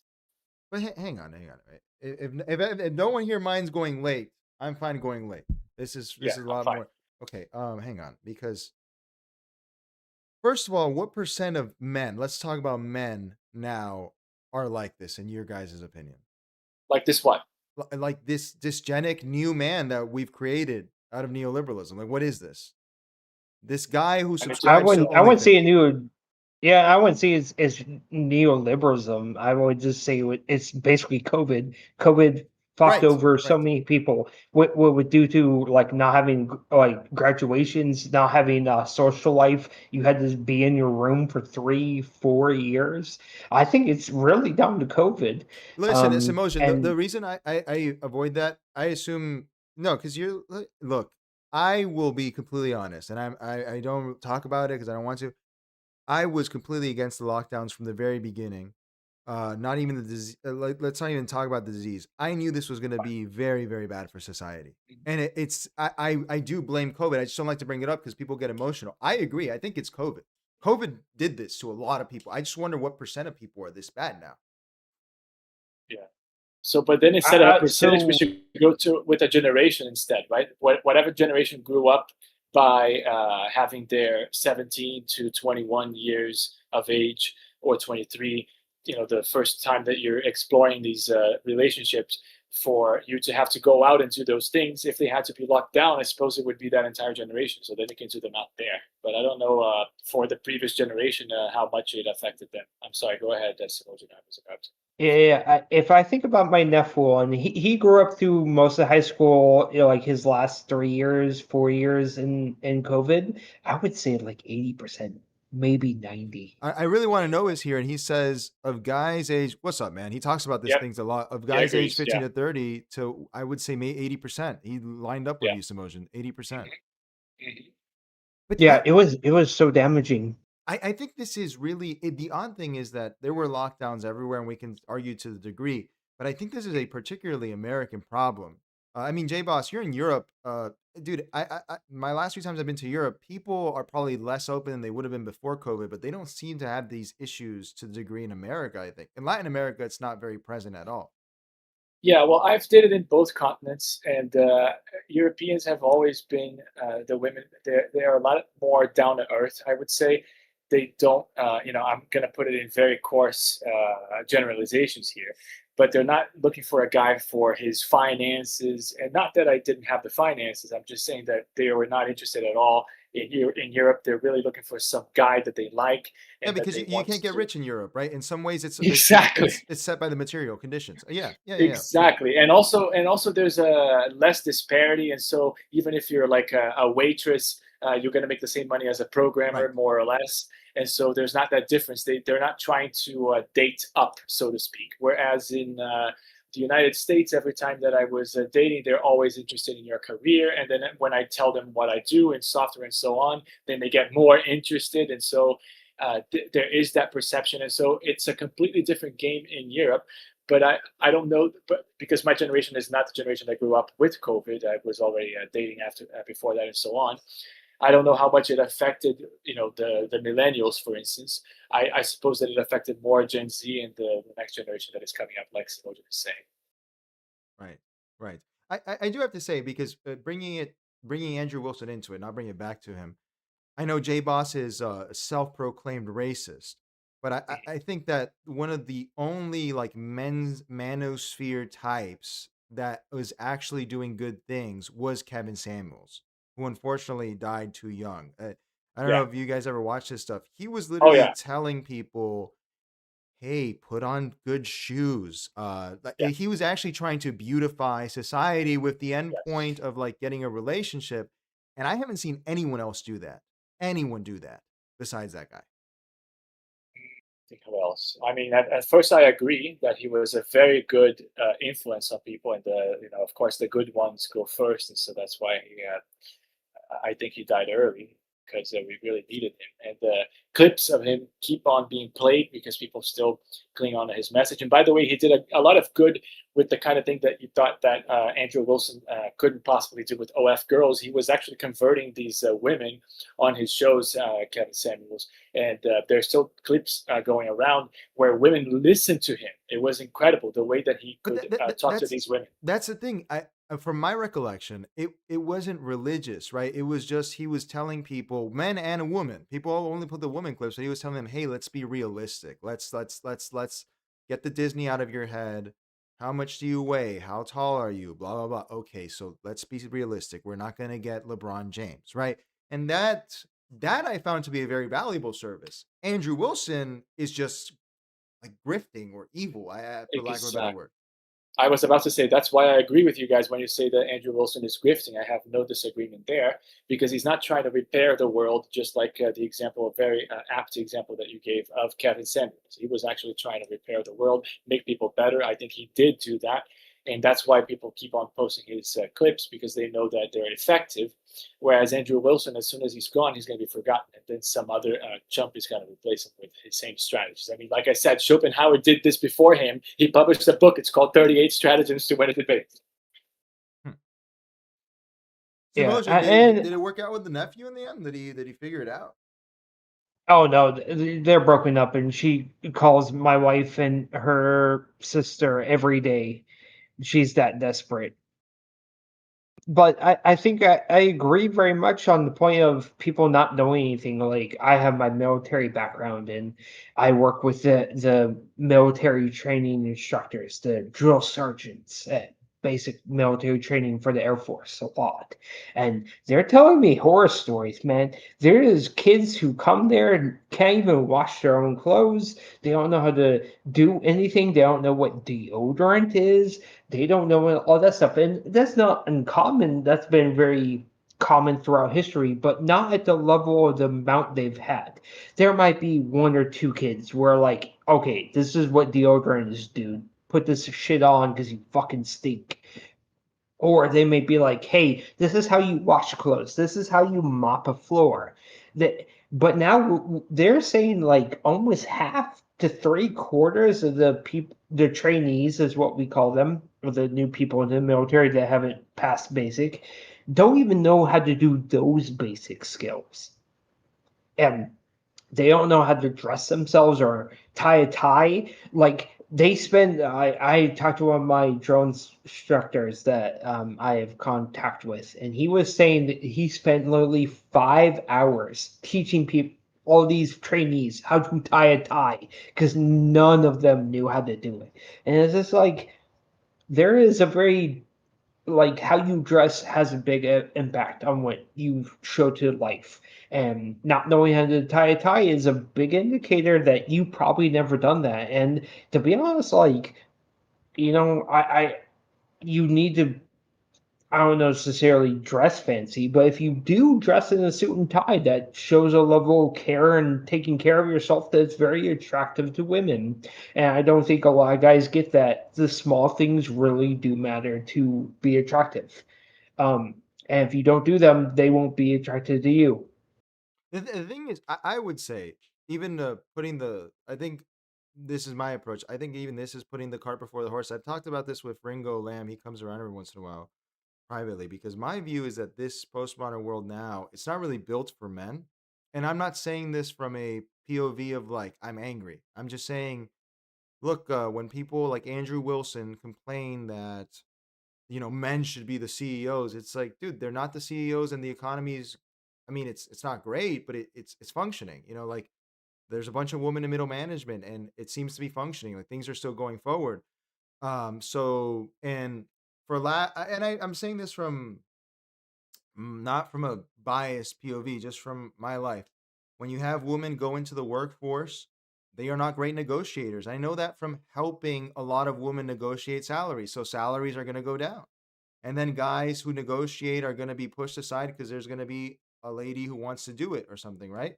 And so you kind of end up being like, well, what am I doing this all for? And I think that's incredibly liberating because now we get to escape toil in this horrible system that we're in. Maybe we can think a little bigger, but it seems like most people just want to go back to that horrible system, which was pretty bad. Like masculinity has been used throughout history in order to get you to, I don't know, work 9 to 5 every day, not see your kids, sell you products that kill you and all this. And now we're the first time in history where people can actually sit down and think and not have to participate in it, but people are angry. It's like they want to go back to like Mad Men or something. Mad Men leads to here. This is where we're going. It's always going here. It's just silly. It's this reactionary Andrew Wilson crap. It's like okay, let's go back. We're just going to end up at the same place. Yeah, I think that's why both sides disagree with both the progressive and the Republican, because there's nothing in progress. We shouldn't be changing things, and at the same time, we shouldn't be going back to things because the world changes. The world changes, and then we have to simply adapt. But we can't run ahead of the game, and we can't go and try and spread the wealth while we still are. Everybody's having to pay taxes, and people can barely, even the people who they classify as rich are living paycheck to paycheck. So we have to live according to reality. And so that's why I'm more of a realist. I'm more of a Hoppian in the sense that people actually locally know what they want. And if only we could simply do contracts and have them well enforced, then we would figure this out, as Switzerland shows. But the point is this: I think that the new generation is lost because they don't have a model for what relationships should be in this new world that you just described, King Leo. And so what they know is that before, the model was, there's the guy that goes to work, and then the wife stays at home, and there's the trad wife, and then she raises the kids, and so on. And so all they know is this model. We don't know what is the correct model to do now, and women are not telling the world, I suppose, at large, exactly how they want it, because also they're very unrealistic. They want their cake and eat it too. They want to have their career. They want to have the kids at the same time. And so it's not really possible. And so everyone is kind of lost and confused, trying to find out their place and how to interact. How to interact with the other sex, and how to have the relationship work in the long term. And so I think that maybe as a society, we haven't figured this out yet. I think that in Europe, it's a little bit better because, as I said, they don't have these grand goals. And they also, sometimes the government helps you out in many countries in Europe for when you have kids. And so we're not really concerned about, whether we're going to be able to afford kids. Whereas in the United States, there's a lot more of that concern going on, and that's why people have these other reasons to get together, and then each side doesn't know exactly what is the reason to get into a relationship. The guy wants kids because they want a legacy. The woman wants their career, and then they just want to shop and go to dinner every day, out to eat out, and so people have not converged into one idea of what is the modern relationship yet. We don't have that answer spread out to the public yet. Before we end, I would say that I think a lot of women would love what J-Boss is describing. I know my own wife tells me all the time she would much rather not have to work. I think it's just simple economics. I would love to go back to 1960s style of I just go to work, my wife doesn't have to, but that's not the case anymore. And I think that is fundamentally a problem. If you look at the cost of things, you look at everything else, wages have increased fairly on par with inflation, but not to the point where you can track everything. That's all bullshit too, because they play with the CPI. I've seen people say that lately, Simosian, and I don't know how people the CPI is complete bullshit. But yes, I'm sorry, you were saying. Yeah, no, I completely agree. Like costs are crazy. I would say I made less in 2015, but I felt more richer than I do now in 2026, and I make almost double, if not triple. No, I would say almost triple what I made in 2015. And I felt richer than I do now. And it's awful. Like my wife works, I work, we don't have kids. And you know what? I can afford a date night once every week. That's about as much as I can do. And it's because like electricity costs were $100. Now they're $250. Insurance for my house used to be $800. Now it's $2,500. Insurance for my vehicles used to be before. I've never had an accident. My wife has never had an accident. It used to be $100 each. Right now, it's $600 every 6 months. Not one accident. Like costs are crazy. My sewage, water, everything else used to be $30. Now it's $120. Like, everything in life is so much more expensive, even if you own a house. And my wife fucking hates my house. She has told me over and over she hates the house she lives in, but she basically had to basically accept the fact I can't afford to buy a new house. We can't afford to move because of the price. Even if we literally sold our house at a profit, we took the equity into it, which we have about $100,000, and went and bought a same house of equal value, we would still be worse off, be paying more for our house mortgage because of how high interest is right now. Like, I can't imagine being a young man trying to even buy a house with 6% interest. That's crazy. Like, life is awful right now, and everyone's hurting, and the middle class is hurting. And I think we need to be really honest about this, and we have to accept those facts. So why are women and young girls going to OnlyFans? Why are they doing stuff on Facebook to attract older guys? Because they have money, and they can farm off the boomers. I totally agree, and that's why I hate these like Scott Galloway types that they're like, "Oh, you're a young man. Don't worry, you can work your way out of this problem." You can't work your way out. No one can work their way out of this problem. Like this is a really bad material problem, and I don't want to attribute all this to the material because when you do that, it's a little too Marxist for my taste usually, but it does play a huge role, obviously, and I don't know. It's like everyone's deluded in a lot of ways. I will say that one thing that makes it worse is just there does seem to be something to the fact that different genders have different views of like I don't. One thing I still don't understand is why the girl boss exists. Like, why do you even like working?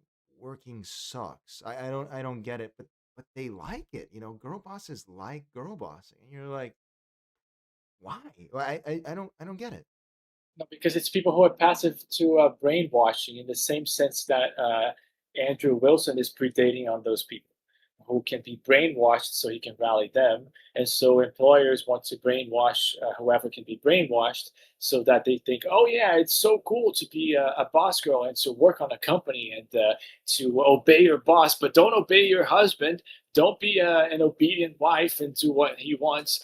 And to then get to the point of that Simone was saying, I completely agree with the price of everything. Of course, there's no disagreement there. I mean, I remember 15 years ago, a burrito that I used to buy at Chipotle was $6. This is the topic of the day. Yeah, the burrito, right?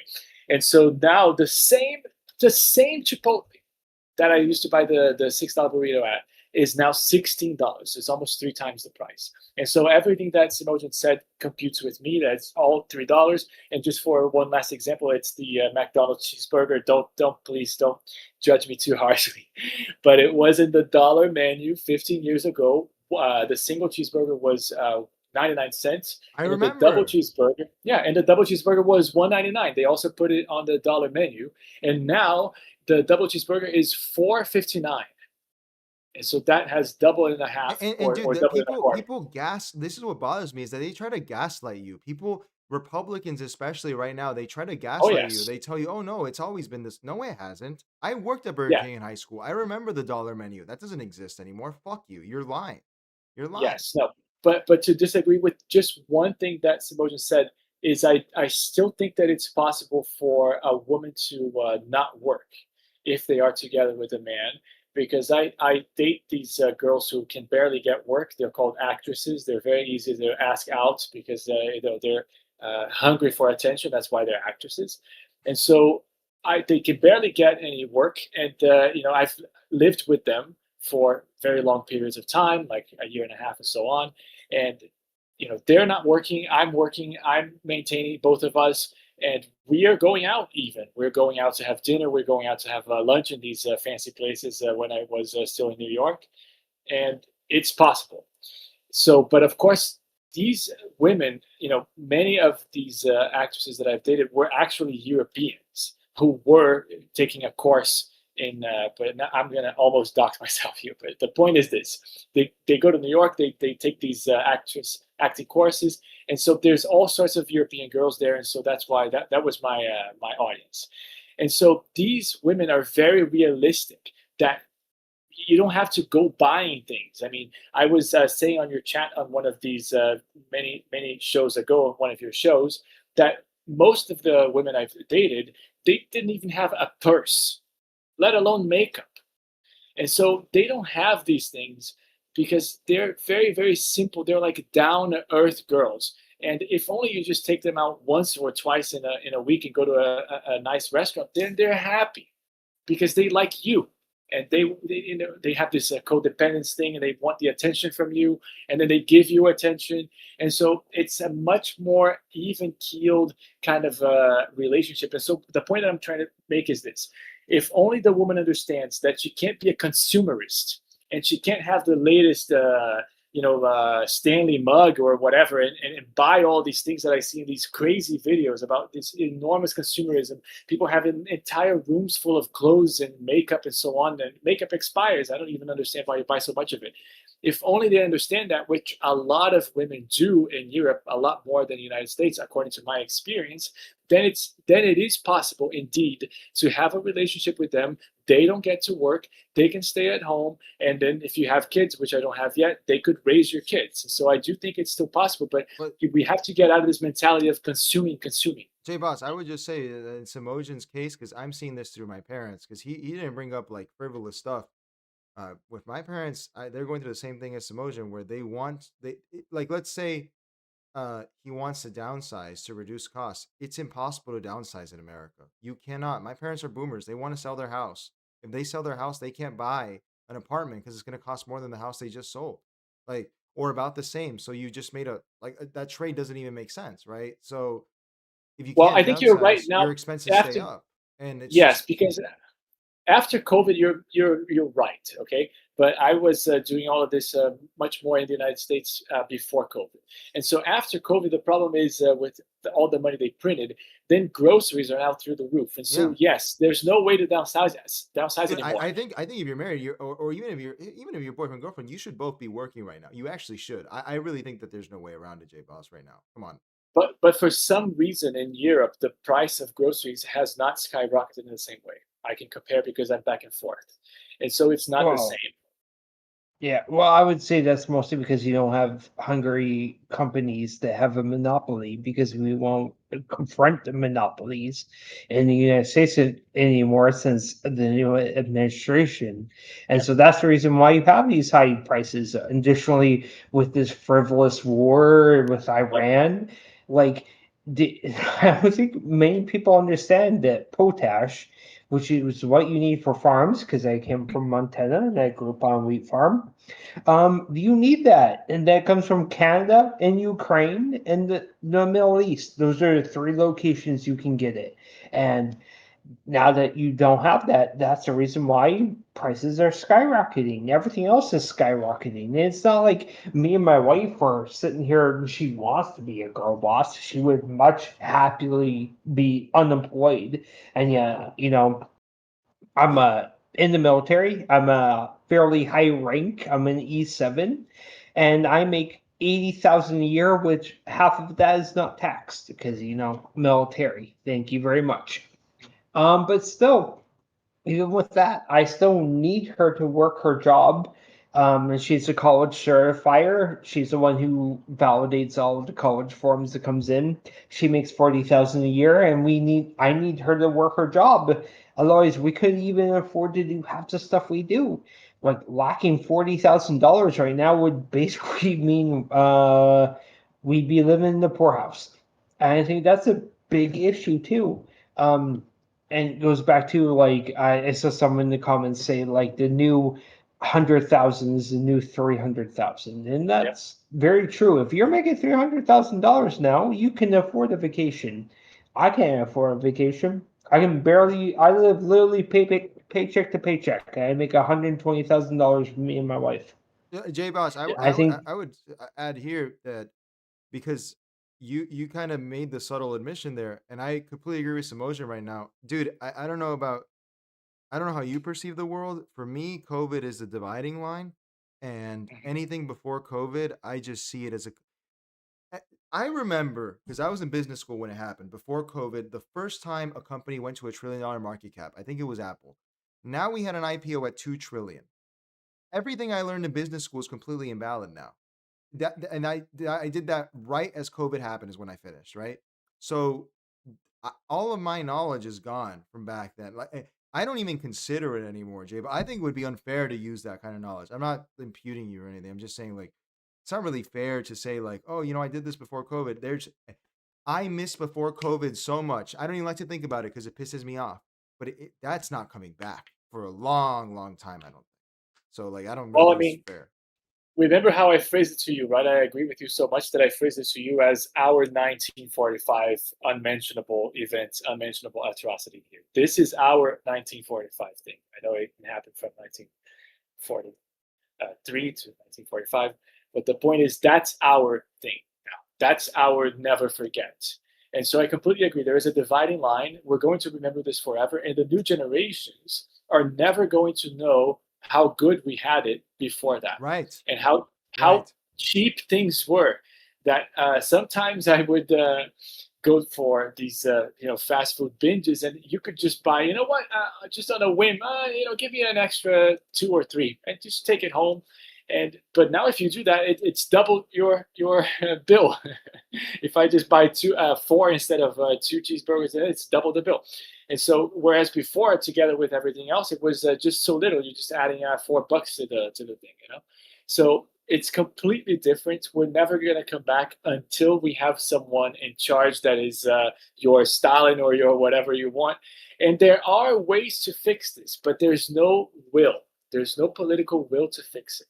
But it's actually very simple. It involves burning a lot of money, and the United States government, I suppose, is allowed legally to do that. And so if only they collect the right taxes and they burn the money, then prices, there's going to be a deflation, as you know very well. I don't have to explain it to you. And so it is possible to do it.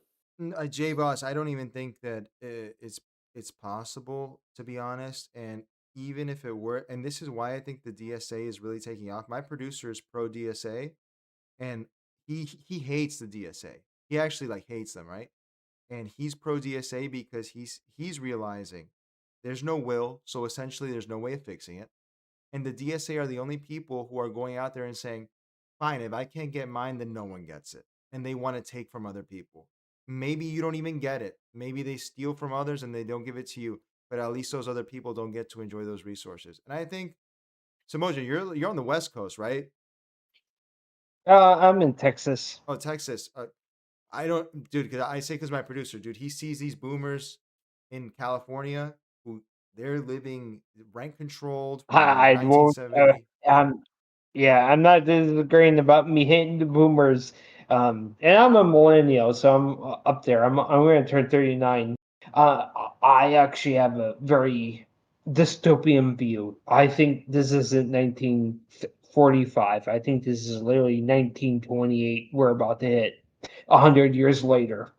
And we're going to have a crash with the AI bubble that's going to crash everything because that's all the money going into it. And then after the crash, we're going to have 10 years of suffering. I think we're probably going to have another, I don't think we'll have World War one-ish, like in the 1920s-ish. But I think we will have World War III in about 3 to 4 years, unfortunately. And then I think that will reset a lot of things and then make stuff a little better for everyone. The thing is, you say unfortunately, but Samojan, I think that's one of the few ways out. Well, there's pain and suffering to get through that. There's a lot of pain and suffering to get through that. No, that's where I say, unfortunately. Yeah, it's not ideal, but I'm just saying I struggle to think of other ways out, unfortunately, right? I mean, it's how do we go through? Yeah, the AI bubble's going to pop. Like GDP is literally 100%. The small growth we had, I think we were at 1.4, 1.5, is all due to the AI bubble. That's going to pop. Because ultimately, as much as people like to use AI, it's not really useful for your day-to-day life. outside of like making your papers or answering your questions, that's really all it's good for. You already saw Sora fail Hang on, last wait, year. Simojin, actually, I never thought of asking you, since you're military. I know don't reveal classified stuff, obviously, or whatever, but like, dude, are they really using Claude for these invasions and it's not working? Is that what they're doing? Or is this like a hype train? What is it that the Pentagon said, oh, you can't release this? Like, is this all bullshit? What are they doing with the AI in the military? Is it Yeah, actually? I'm not that high up. I do know they have made a focus, and we do have AI on our debt. Every single one of our computer screens has, excuse me, AI on it. But it's like, and they're encouraging us to use it. But you know, I know I have one coworker who actively uses it and responds to me every single time using AI. And every single time she does that, I want to go slap her in the face because she makes me read 3 paragraphs, which would just have been one sentence of no. But And instead, that I have to read 3 accumulates. paragraphs. I Yeah, like it's yeah. super annoying. No, Like no, no, no but one wants to read 3 paragraphs. I'm thinking on the pyramid, right? Because this is where I'm like, even if it's not vaporware, then we're like having a bloated military, and dude, Well, I mean, we already got soldiers deployed for 250 days on a boat out there in the middle of nowhere with no resources coming to them and refueling them. I think that is actually the main thing, because that's the one thing, big thing. You watch any World War II movie, they're like, Americans, they can deliver cake to you because that's how good our logistics is. And now we have a boat in the middle of a fairly easy way to replace it, and they can't even get deodorant or body wash up to that, and they're complaining about those things. Like, that's a breakdown in logistics that I don't think people really understand. Like, logistics wins you wars. Delivering stuff from point A to point B, that's what wins you a war. And we can't get you body wash to a boat in the middle of the sea that doesn't have any threats around it. That is a big concern. I agree. And so that's my more point of that. Like, if they're complaining about not having deodorant and body wash and they can't get food and whatever else into that, that means we're not doing the logistics that we normally would have done, which means our logistics train from the United States overseas is now broken, which is really, really bad. Probably because other countries are not allowing us to fly through them, or we can't deliver it. So now that's even worse off. So I think this Iran stuff is just going to get even worse. You're going to see your gas prices go up even higher, and we're running out of the strategic reserve. This goes to the point, and this is why I'm always confused in terms of what the person can take, what the average person can take. At what point do people stop going into work? At what point in the gas price? At what point in the grocery price do they go, I'm not doing this anymore? I'm stuck at 50K and I'm not going to do it anymore? Because that's what you would expect by now, but people don't do it. Well, I'm looking into buying a bike to drive to work if gas goes above $4 a gallon again. So, I think that's kind of I would say about $5 a gallon is probably the breaking point. Not like California or whatever, but $5 nationally is probably the breaking point where people are going to start riding bikes. I think if you get up to $6, that's when everyone stops doing it. J Boss, really quick, do you concur that there's an AI bubble? You're the tech guy here. Well, if we can trust the news, then it seems that a lot of companies are getting very disappointed in what AI can actually do and deliver, and that they think that they have fired people, too many of them, and too eagerly and too early on, and now they have learned that AI actually costs a lot of money because it's just like people buying electric cars. They think, oh, it's free to recharge them, but no, you have to pay for electricity.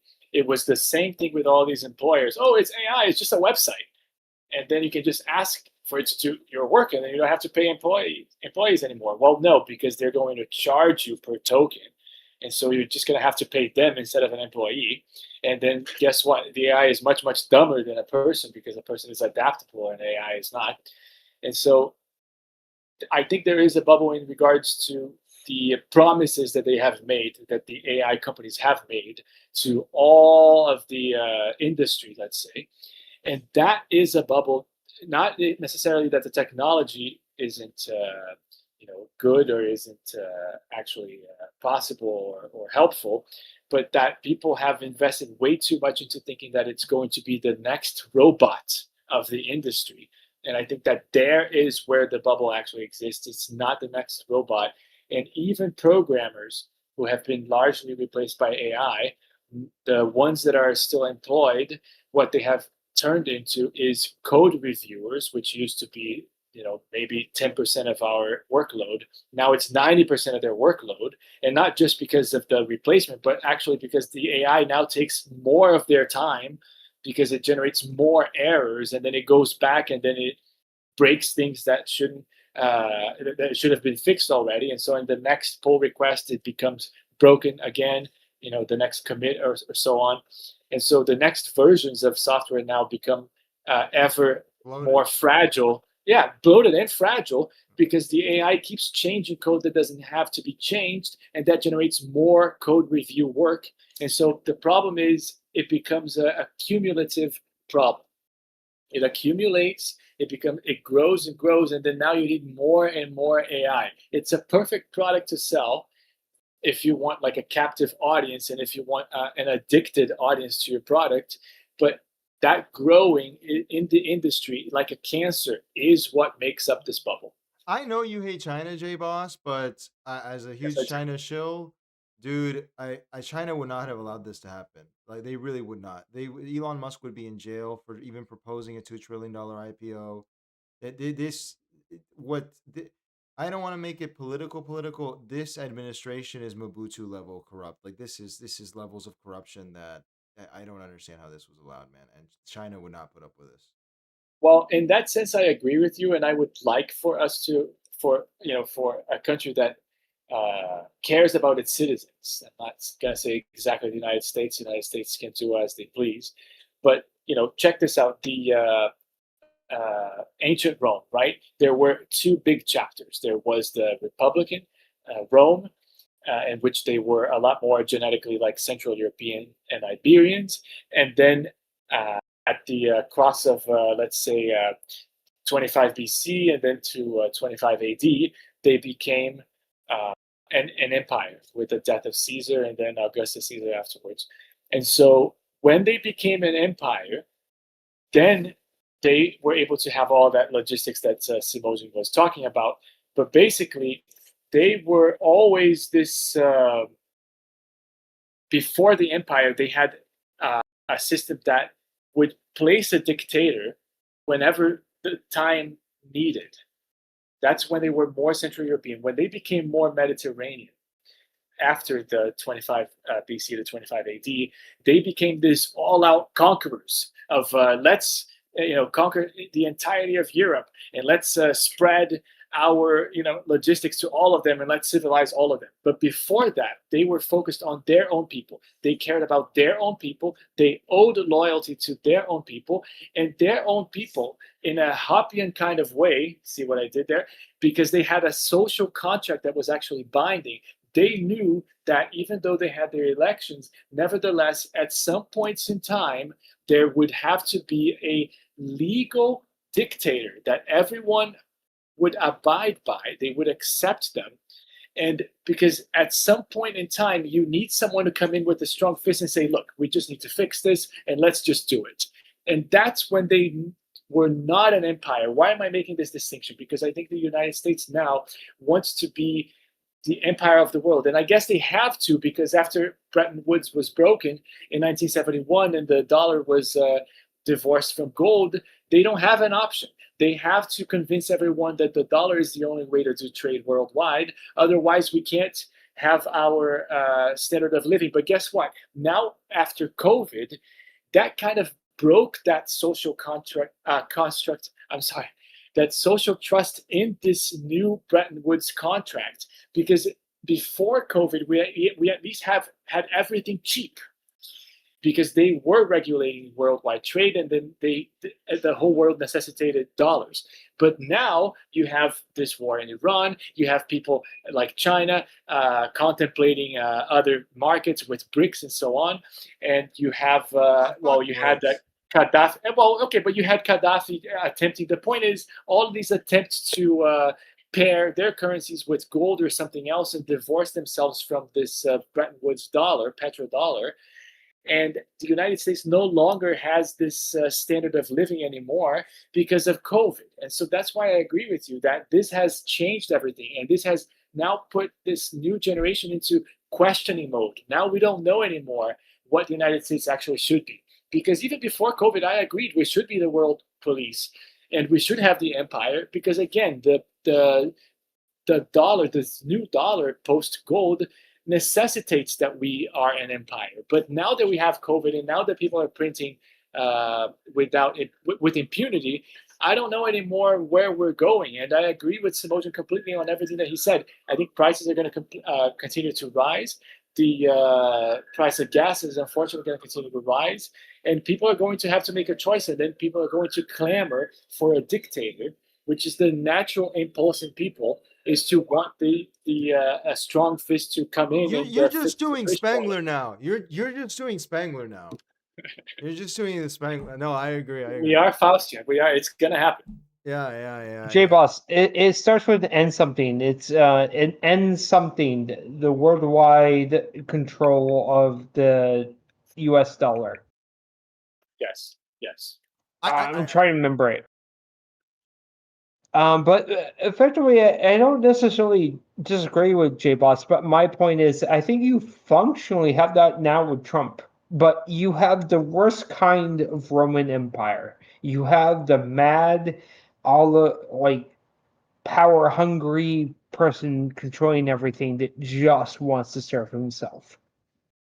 And not only that, Simosian, he actually doesn't have the power of a dictator. So he can't just come in and fix the money situation or fix the price situation. He can't just actually do it. He's trying to. I think the money we gave to Argentina, the money we gave to the yen, they're trying to do it. But they're not doing it very well. No, because a dictator didn't have to try.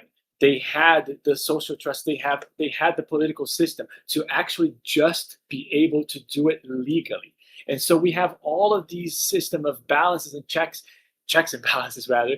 And so it's not actually possible. That's why he has to keep trying like an impotent, like the impotent rage that he has. But he can't actually fix it because he can't become a dictator. He would actually have to become a dictator. He would actually have to start jailing people so that they cannot go against him politically and so on and so forth. And so that was allowed in ancient Rome, but it's no longer allowed. And so he can't actually even do it. But J. He Boss, can try. He's trying.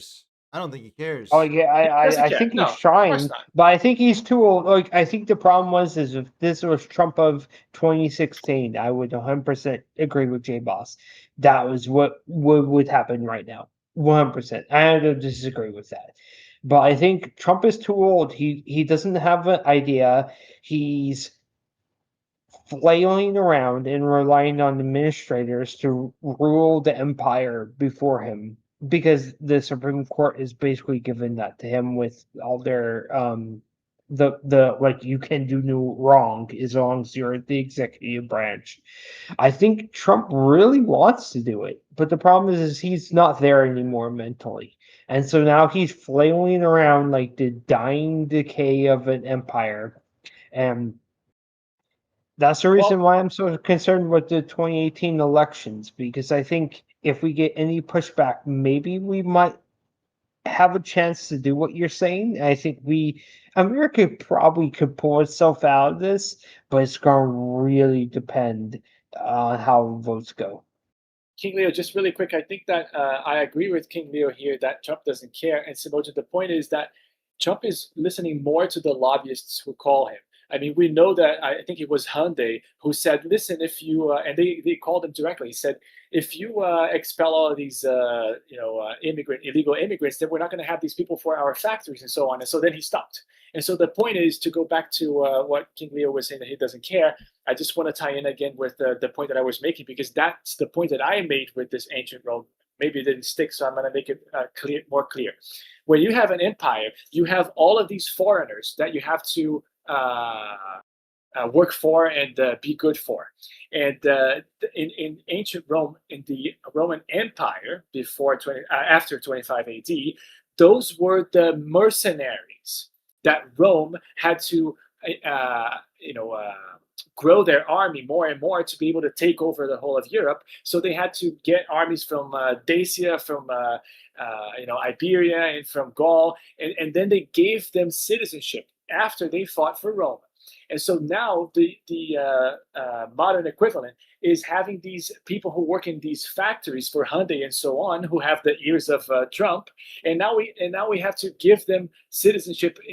Maybe there's going to be an amnesty coming, but the point is, effectively they have citizenship now because they are in our countries, and nothing is being done to get them out and to make people have the native population have their jobs. J Boss, I really don't think that they're. I would go to the trying thing. I don't think they're the issue. And I'm not saying it as like I love illegal immigrants or anything like that. I'm just, dude. If I've learned anything in the past couple of years, this is not the. Maybe you don't like them, and that's fine. I have my issues with illegal immigration sometimes, right? But dude, I keep seeing Republicans. I'm not saying you're doing this, where they say this thing where they're like, "Oh, houses are about to get so much cheaper. We deported all these illegals," and I go, "Yeah, it's houses. It's not Jamie fucking Dimon and all the banks in New York, right?" That I feel like this is part of him not caring. He's using these people as a scapegoat, which maybe I get it. You don't like illegals. That's cool. They're not the reason houses are a fucking mess right now. Like they really are not, objectively. No, but I didn't say anything about houses. I was trying to explain to you how you're correct about the not caring. Because why is the president going to care about their own people when they have to do favors for foreigners in their own land? And so it's the same with ancient Rome Empire, that they have to do good for these mercenaries. It's the same here, that they have to do good for factory workers in Hyundai. No, like so that's why they can't. That's why Trump cannot become a dictator and do good for the native population, I guess just like Rome did before when they were a republic. The way I'm seeing it is, if I were in Trump's position right now, dude, I wouldn't try to deport the Hyundai workers because the American consumer needs cheap Hyundais. Like I see that as antithetical to making life better for Americans when a Toyota cost, dude, like $60,000. The only ones who are making cars that are cheap for Americans are Koreans. Okay, you say it's like siding with them. No, it's wrong. I'm sorry, it's wrong, King Leo, because that is contributing to the inflation being lopsided as to benefit only the millionaires and not benefit the people. Because think about it, if you, let's say we expel all the illegal Hyundai workers, well, now they're going to have to hire people for a lot more. And now the people who are the native people of the United States, who are legal citizens, are going to have the money to buy these things. And so they're no longer going to make $20 an hour because they're not going to accept that. And then the prices of Hyundais are already inflated the way they are. That paying citizen Americans, let's say $80 an hour, is not going to actually make a car cost $180,000, because the $60,000 is already fake. We know that so much that when they go to these dealerships after they get sold back by people who cannot pay their notes, then, for instance, a Mercedes that cost $200,000 goes down to $43,000. I see these videos every day. So those prices are fake. You're thinking that they're real. I don't disagree with you, but I'm just thinking, look, if I cared right now and I were president or dictator, my panic is going to lead me to Keynesianism. I'm going to be like, how can we get as many cars, and like weird Keynesianism. I would want keep the illegals, and I want to deregulate the car industry entirely so we can have 1 million car companies, but keep them as cheap as possible and produce the most cars. I'm not tackling demand.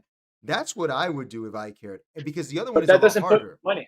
It doesn't put money in people's. It doesn't put money in people's pockets. I mean, if you keep the illegals, you're So you only pay them cheaper, but you haven't solved the over supply of money in the first place. So you haven't solved the inflation. Yes, but look, what I'm saying, J Boss, is if I get elected in 20 when was Trump elected? 24. You're not getting elected into a vacuum. Like, we're in a crisis, and he recognized that. Supposedly, we're in a crisis, and people are not going to have food in a few months. They're not going to have enough money for food. I'm gonna, the illegals, we can think about it later. Right now, I want to get the prices down. I don't care how we do it. We got to get the prices down. And for me, the easiest one is supply. That's the only thing we can do for sure. Supply. And mostly through deregulation. I wouldn't want to print for it, but through deregulation, and I'm going to look the other way on labor stuff. Like, just get the fucking cars done. That's the way I would do it. It's all the same problem, because the distribution of money to the people who need it is actually done through paying salaries. And if you're not paying good salaries to people, you're not actually distributing the money, circulating it in the way Keynesianism is not going to work if you can't circulate the money properly even. And so even if we adopt Keynesianism, which there is a way to fix this problem through Keynesianism, and there is a way to peg to intermediary currency and then migrate to a third currency. Some countries have done that in order to avoid hyperinflation. All of that is actually possible, but it's not possible when you keep paying people low wages. And so that's why I'm saying this is an integral part of the problem. It's not possible to solve it, even within Keynesianism, if you keep these people in subhuman conditions and paying them a lot less in a way that they cannot actually use that money to participate in the economy that they're producing in their own factories. And so you yourself pointed the problem. The cars are $60,000, but then now we're paying the people at Hyundai $8 an hour. This is never going to work. What we need is pay the people $80 an hour, pay them being citizens, American citizens, and then watch how the car price is not going to go from 60,000 to 180. It's not going to. This is why you will not beat me ever, dude. Like, it's Stalin versus this. This is no. Listen, what we're gonna do is every car dealer that is charging $1 over markup, immediately gulag. It's over. You're done. Okay, that's it. And then we're gonna deregulate everything, and no one gets anything. And then we're gonna tell every American to go buy a car, whether they have the money or not. And then when they buy it with their credit card, I'm gonna cancel their interest. And now everyone owns the car. And then we can think about other things, because now they have the fucking car. That's the way that I see it. They have the car in their possession. That's the way I see it. All right. If I could interject real quick. So right now we already had that. When I went to basic training in 2010, that was the first time ever that they allowed immigrants to align and swear as citizens for military service. That was 2010. So that's not a new concept. That's 26 years old now. Oh man, I feel fucking old. 16 years ago. Yeah, 16. All right, a little better. Thank you. That's a little better. But that's already came and gone. Like, you can join the military. You can, from other nations, you can sign up. Whatever. That's long and done. My main thing when I look at the issues we deal with now, with all the problems, ultimately is costs are going up higher than we can pay for them. More people are feeling disadvantaged at this disadvantage, and AI is cutting out a lot of the low-skill jobs that we would have put people into. So now you cut those out. Now you have to have experience, but you can't get experience because you can't get a low-paying job, because that's now an AI job. And so it's going to hurt more and more people. And it's not that I don't disagree with King Leo and his points or your points and the further side. Ultimately, we're going to have to actually pay people real wages soon. Right. Yeah, that's true. Very soon. And we are very coming to close where $7.50 is not enough to do anything. You can't keep claiming that high school students can earn that money for fun money. Even if you work 40 hours a week through your summer, that's not enough money to buy a PS1 anymore. Well, it's not PS1, it's a PS5, whatever. Right. Or a Nintendo Switch, because it's literally not enough money to buy it. Between the cost of gas to getting to their job, doing the job, coming home, and then eating or whatever. Or if your mom and dad give you $100 a month rent because you're quote unquote working a job, that's not enough to buy a PS5 anymore after a summer working as a high school student. We are very closely becoming to the point where we have to fundamentally change how we pay people and how we do everything. And it's becoming very, very much apparent because we have this K-shaped economy. You have the rich feeling even better every day, and you have the poor feeling worse and worse. And we can continue on that, and our economy is going to go up. It will, because we have the K-shape. But my opinion is then you don't have middle class. You basically have the people at the top. You have the people on the high slope or the down slope, or the people at the bottom. And so then I think that invalidates the American dream. The American dream is you can come here, work, and do that. I would add to that, Samoja, because I said this, and I know Jay Boss is going to disagree because the libertarian or whatever, but it is literally impossible for anyone to catch up to Elon Musk's wealth now. And that wasn't true when I was a kid, right? When I was a kid, the richest man in the world was, I think, Bill Gates or Carlos Slim. You could still invent a widget to beat them. I've literally asked every GPT model, Gemini, everything. I'm like, what would it take to get to Elon Musk? And it's like, you have to be born 40 years ago. There's no way of getting to that level of wealth anymore. And at that point, it's dead. Like the American dream. Like, it's actually dead. You can't ever beat this guy. Like, it's impossible. He's just even if he puts it in T-bills, he's going to beat you. You're like, all right, well, then why even try? Well, and that's the reason why the DSA is coming up. Yep. Ultimately, that's the reason why the DSA is becoming a bigger population. Why, like, I'm not even saying it's people who are like, on the left. I follow a military YouTuber that I really like, and he's talking Democrat socialist plus solutions to stuff, because he's just like, stuff is so messed up. That's the only way I figured the way out of this. And I'm like, this guy is like, he was dunking on people for, the alpha male camps. That's what he initially got his big thing on. And then he did the Charlie Kirk thing. And now he's just like, the only solution I see out of this is the DSA. And I'm like, this guy was probably far-right MAGA levels. And he's like, yeah, the DSA is the way out of this. And I'm like, I don't know about that. But at the same time, like, if you got this independent center-right guy being like, we need to embrace socialism or communism, that's how bad things are. And I think ultimately that's where revolution begins, because if people can't afford things, they're going to get mad. Yep. And everything that I see from my I'm an accountant, man. I look and I do debits and credits. If you think things are bad right now in 15 August, next year, 15 August, things are going to be even worse. Look, Simojin is correct that the solution starts with paying people more. And that's the tie-in with the fixing this problem with illegal immigrants. I know that King Leo doesn't want to accept this because he has convinced himself that it's zero factor in all of these prices. I'm not saying that inflation is the biggest factor, but this is one factor. It's going to have to start there. Okay, so but then the point is, there's no fixing this. There's no way to, at the same time, pay people more and continue to have these guests here being paid less for a bunch of jobs that could easily be done by more pay. And so this cannot be reconciled. That's why we're going to need a strong dictator-like figure to expel these people so that the price of the salary, the price of labor can come up again. And this whole DSA thing is a complete pipe dream. There's only 3,500 billionaires in the entire world. There's not even 1,000 of those in the United States. They're very mobile. They can quickly scramble and completely leave the country. And now we're left with the millionaires whose average of being a millionaire apparently is $1 million.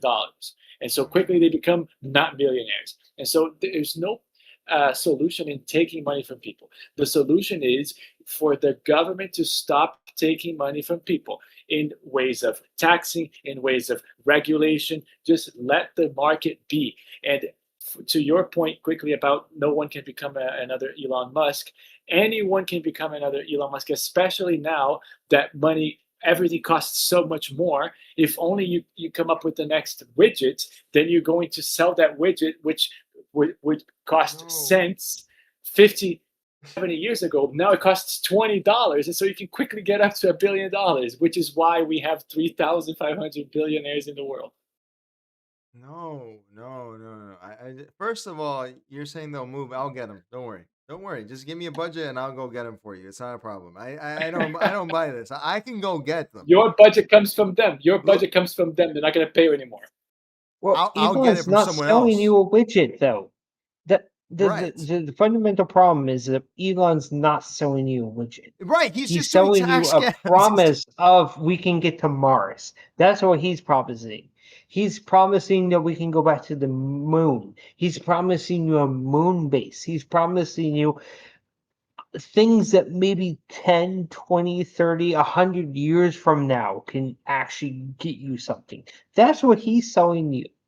And the thing that I think we need to realize is that Elon is selling you a dream, and that's what people are buying into, which is partly why his stock is like dying. Because people are realizing you can't have there's an old-fashioned saying, in good times, sci-fi is more popular, and then in dark times, fantasy is more popular. Why? Because in good times, you can dream of the future. In bad times, you look to the past. And you can see that right now, what's really popular. I know Apple is shoving down all these sci-fi shows. They're not that popular. What's popular? Ted Lasso. What's popular? House of Dragons. Yeah. All these fantasy shows are more popular than all the sci-fi, even though Apple is throwing out more sci-fi than anyone. And even television is kind of really bad. They're selling you modern day stuff. They're not really selling you on the sci-fi concept. And I think that's if you want a recession indicator right there, you got one right there. So my thing ultimately will be that we need to look at hardcore what's funneling the problem to the young males in America, that it's not that they don't want to work, it's that they are not making enough money to make a life for them to want to do anything. And that goes back to the population problem. Why aren't more women and males having kids? Well, they can't own a house. Why? Because a house went from, in 1960, it was 8 times your cost of a yearly wage, and right now it's 300. Like, no one can buy a house at those rates. So we have to get back to those levels. And to be honest, with the AI bubble, I think we're really going to have a crash soon. Unfortunately for everyone, I think we're going to really see some dark times in the next 2 years. And I hope to see you all there for it. But unfortunately, I'm going to bounce out because it's 1 a.m. and I'm really tired because I'm old. All right. Not a problem, sir. I appreciate you. We should do this. We should invite everyone to Discord like on Fridays or something. Go late. This is cool. All right. Yeah, this was super fun. Let me put you in the thank you very much, Sergeant. I agree with most of what you said. Completely agree. Thank you so much for participating. And thank you, King Leo, for giving us the platform and for having this wonderful show. No problem, J Boss. Just before we go, your Elon Musk defense, man, I can't abide, man. I just turned into Obama. You didn't build that. He didn't build anything. That guy is a scammer. I hate Elon Musk. Well, all I have to say is only fangirls. I mean, they're proving that they can become millionaires if only they sell what people want. And so, of course, I understand that Elon Musk is playing with the government money and so on, and so he's sucking on the teeth. But as for selling widgets, I mean, girls' bodies are widgets, and they sell it on OnlyFans, and they become $25 million millionaires, $65 million millionaires. I see this all the time. And so all we have to do is sell something people want. Don't you we can't force people. Don't you like Murray Rothbard, J-Boss? Yes. What did Murray Rothbard say we should do with defense companies? Defense companies, not have them. Nationalize and sell off the assets. He said that. He said there's no other solution. You got to nationalize and sell off the. So I just want to do that to Elon Musk. You don't want to let me do it. No, I mean, for that part of what he's doing, go ahead, please. Be my guest. That's all I'm saying. I want to sell all of his crap, which is government scams, and then I will return his humanity to him, and then he can go feel free.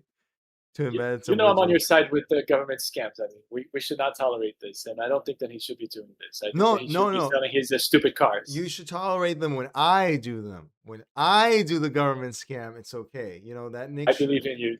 Yes, I watch Nick Shirley for inspiration, not for shock value.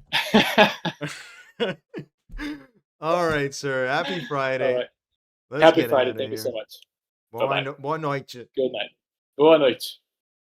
All right. That was a lot of fun. Damn, dude. Wow. I hate everything. Dude, you got to get in here next time. That was a lot of fun. I appreciate you guys getting in here. We went from Andrew Wilson to trying to fix the world. Lots of smart people here. Lots of smart people. We should do this. We should call it like a forum show or something. Call it a debate show just to get the traction. It sucks that the algo fucked it up later. But whatever. That's just how it goes. All right. So get in Discord. If you want to do this kind of stuff. I really want to know what's up, man. I'll be up in Orlando one of these days. I'll text you. But if you want to join in one of these days, join the Discord. I think the link is in the description or something like that. Or just hit me up, dude. You got my contact. Yeah. A forum show would be cool to do that. Yeah, it's less taxing on me personally, and also, yeah, we're really diverse. Diversity is our strength. E pluribus unum, right? Like this is a show that gets everyone. Everyone, let's get the hell out of here. I'm tired. Happy Friday. Have a great weekend. Go out there. You know, bad times are coming. Okay, bad times are coming. Simosian is saying it. So get out there, get to the nightclub, go find someone, and you know, make some bad decisions. Not Ted Bundy level, obviously. I'm not saying that. Okay, I'm saying like get drunk and stuff. Okay, you know, do your thing. Also, I'm not saying get AIDS. You know what I'm saying. I'm tired. All right, let's get out of here. All right, guys. I will see you guys on Tuesday. We should be back to normal. My AC is still killing me here, but we'll be fine. All right. See you guys then. My pride.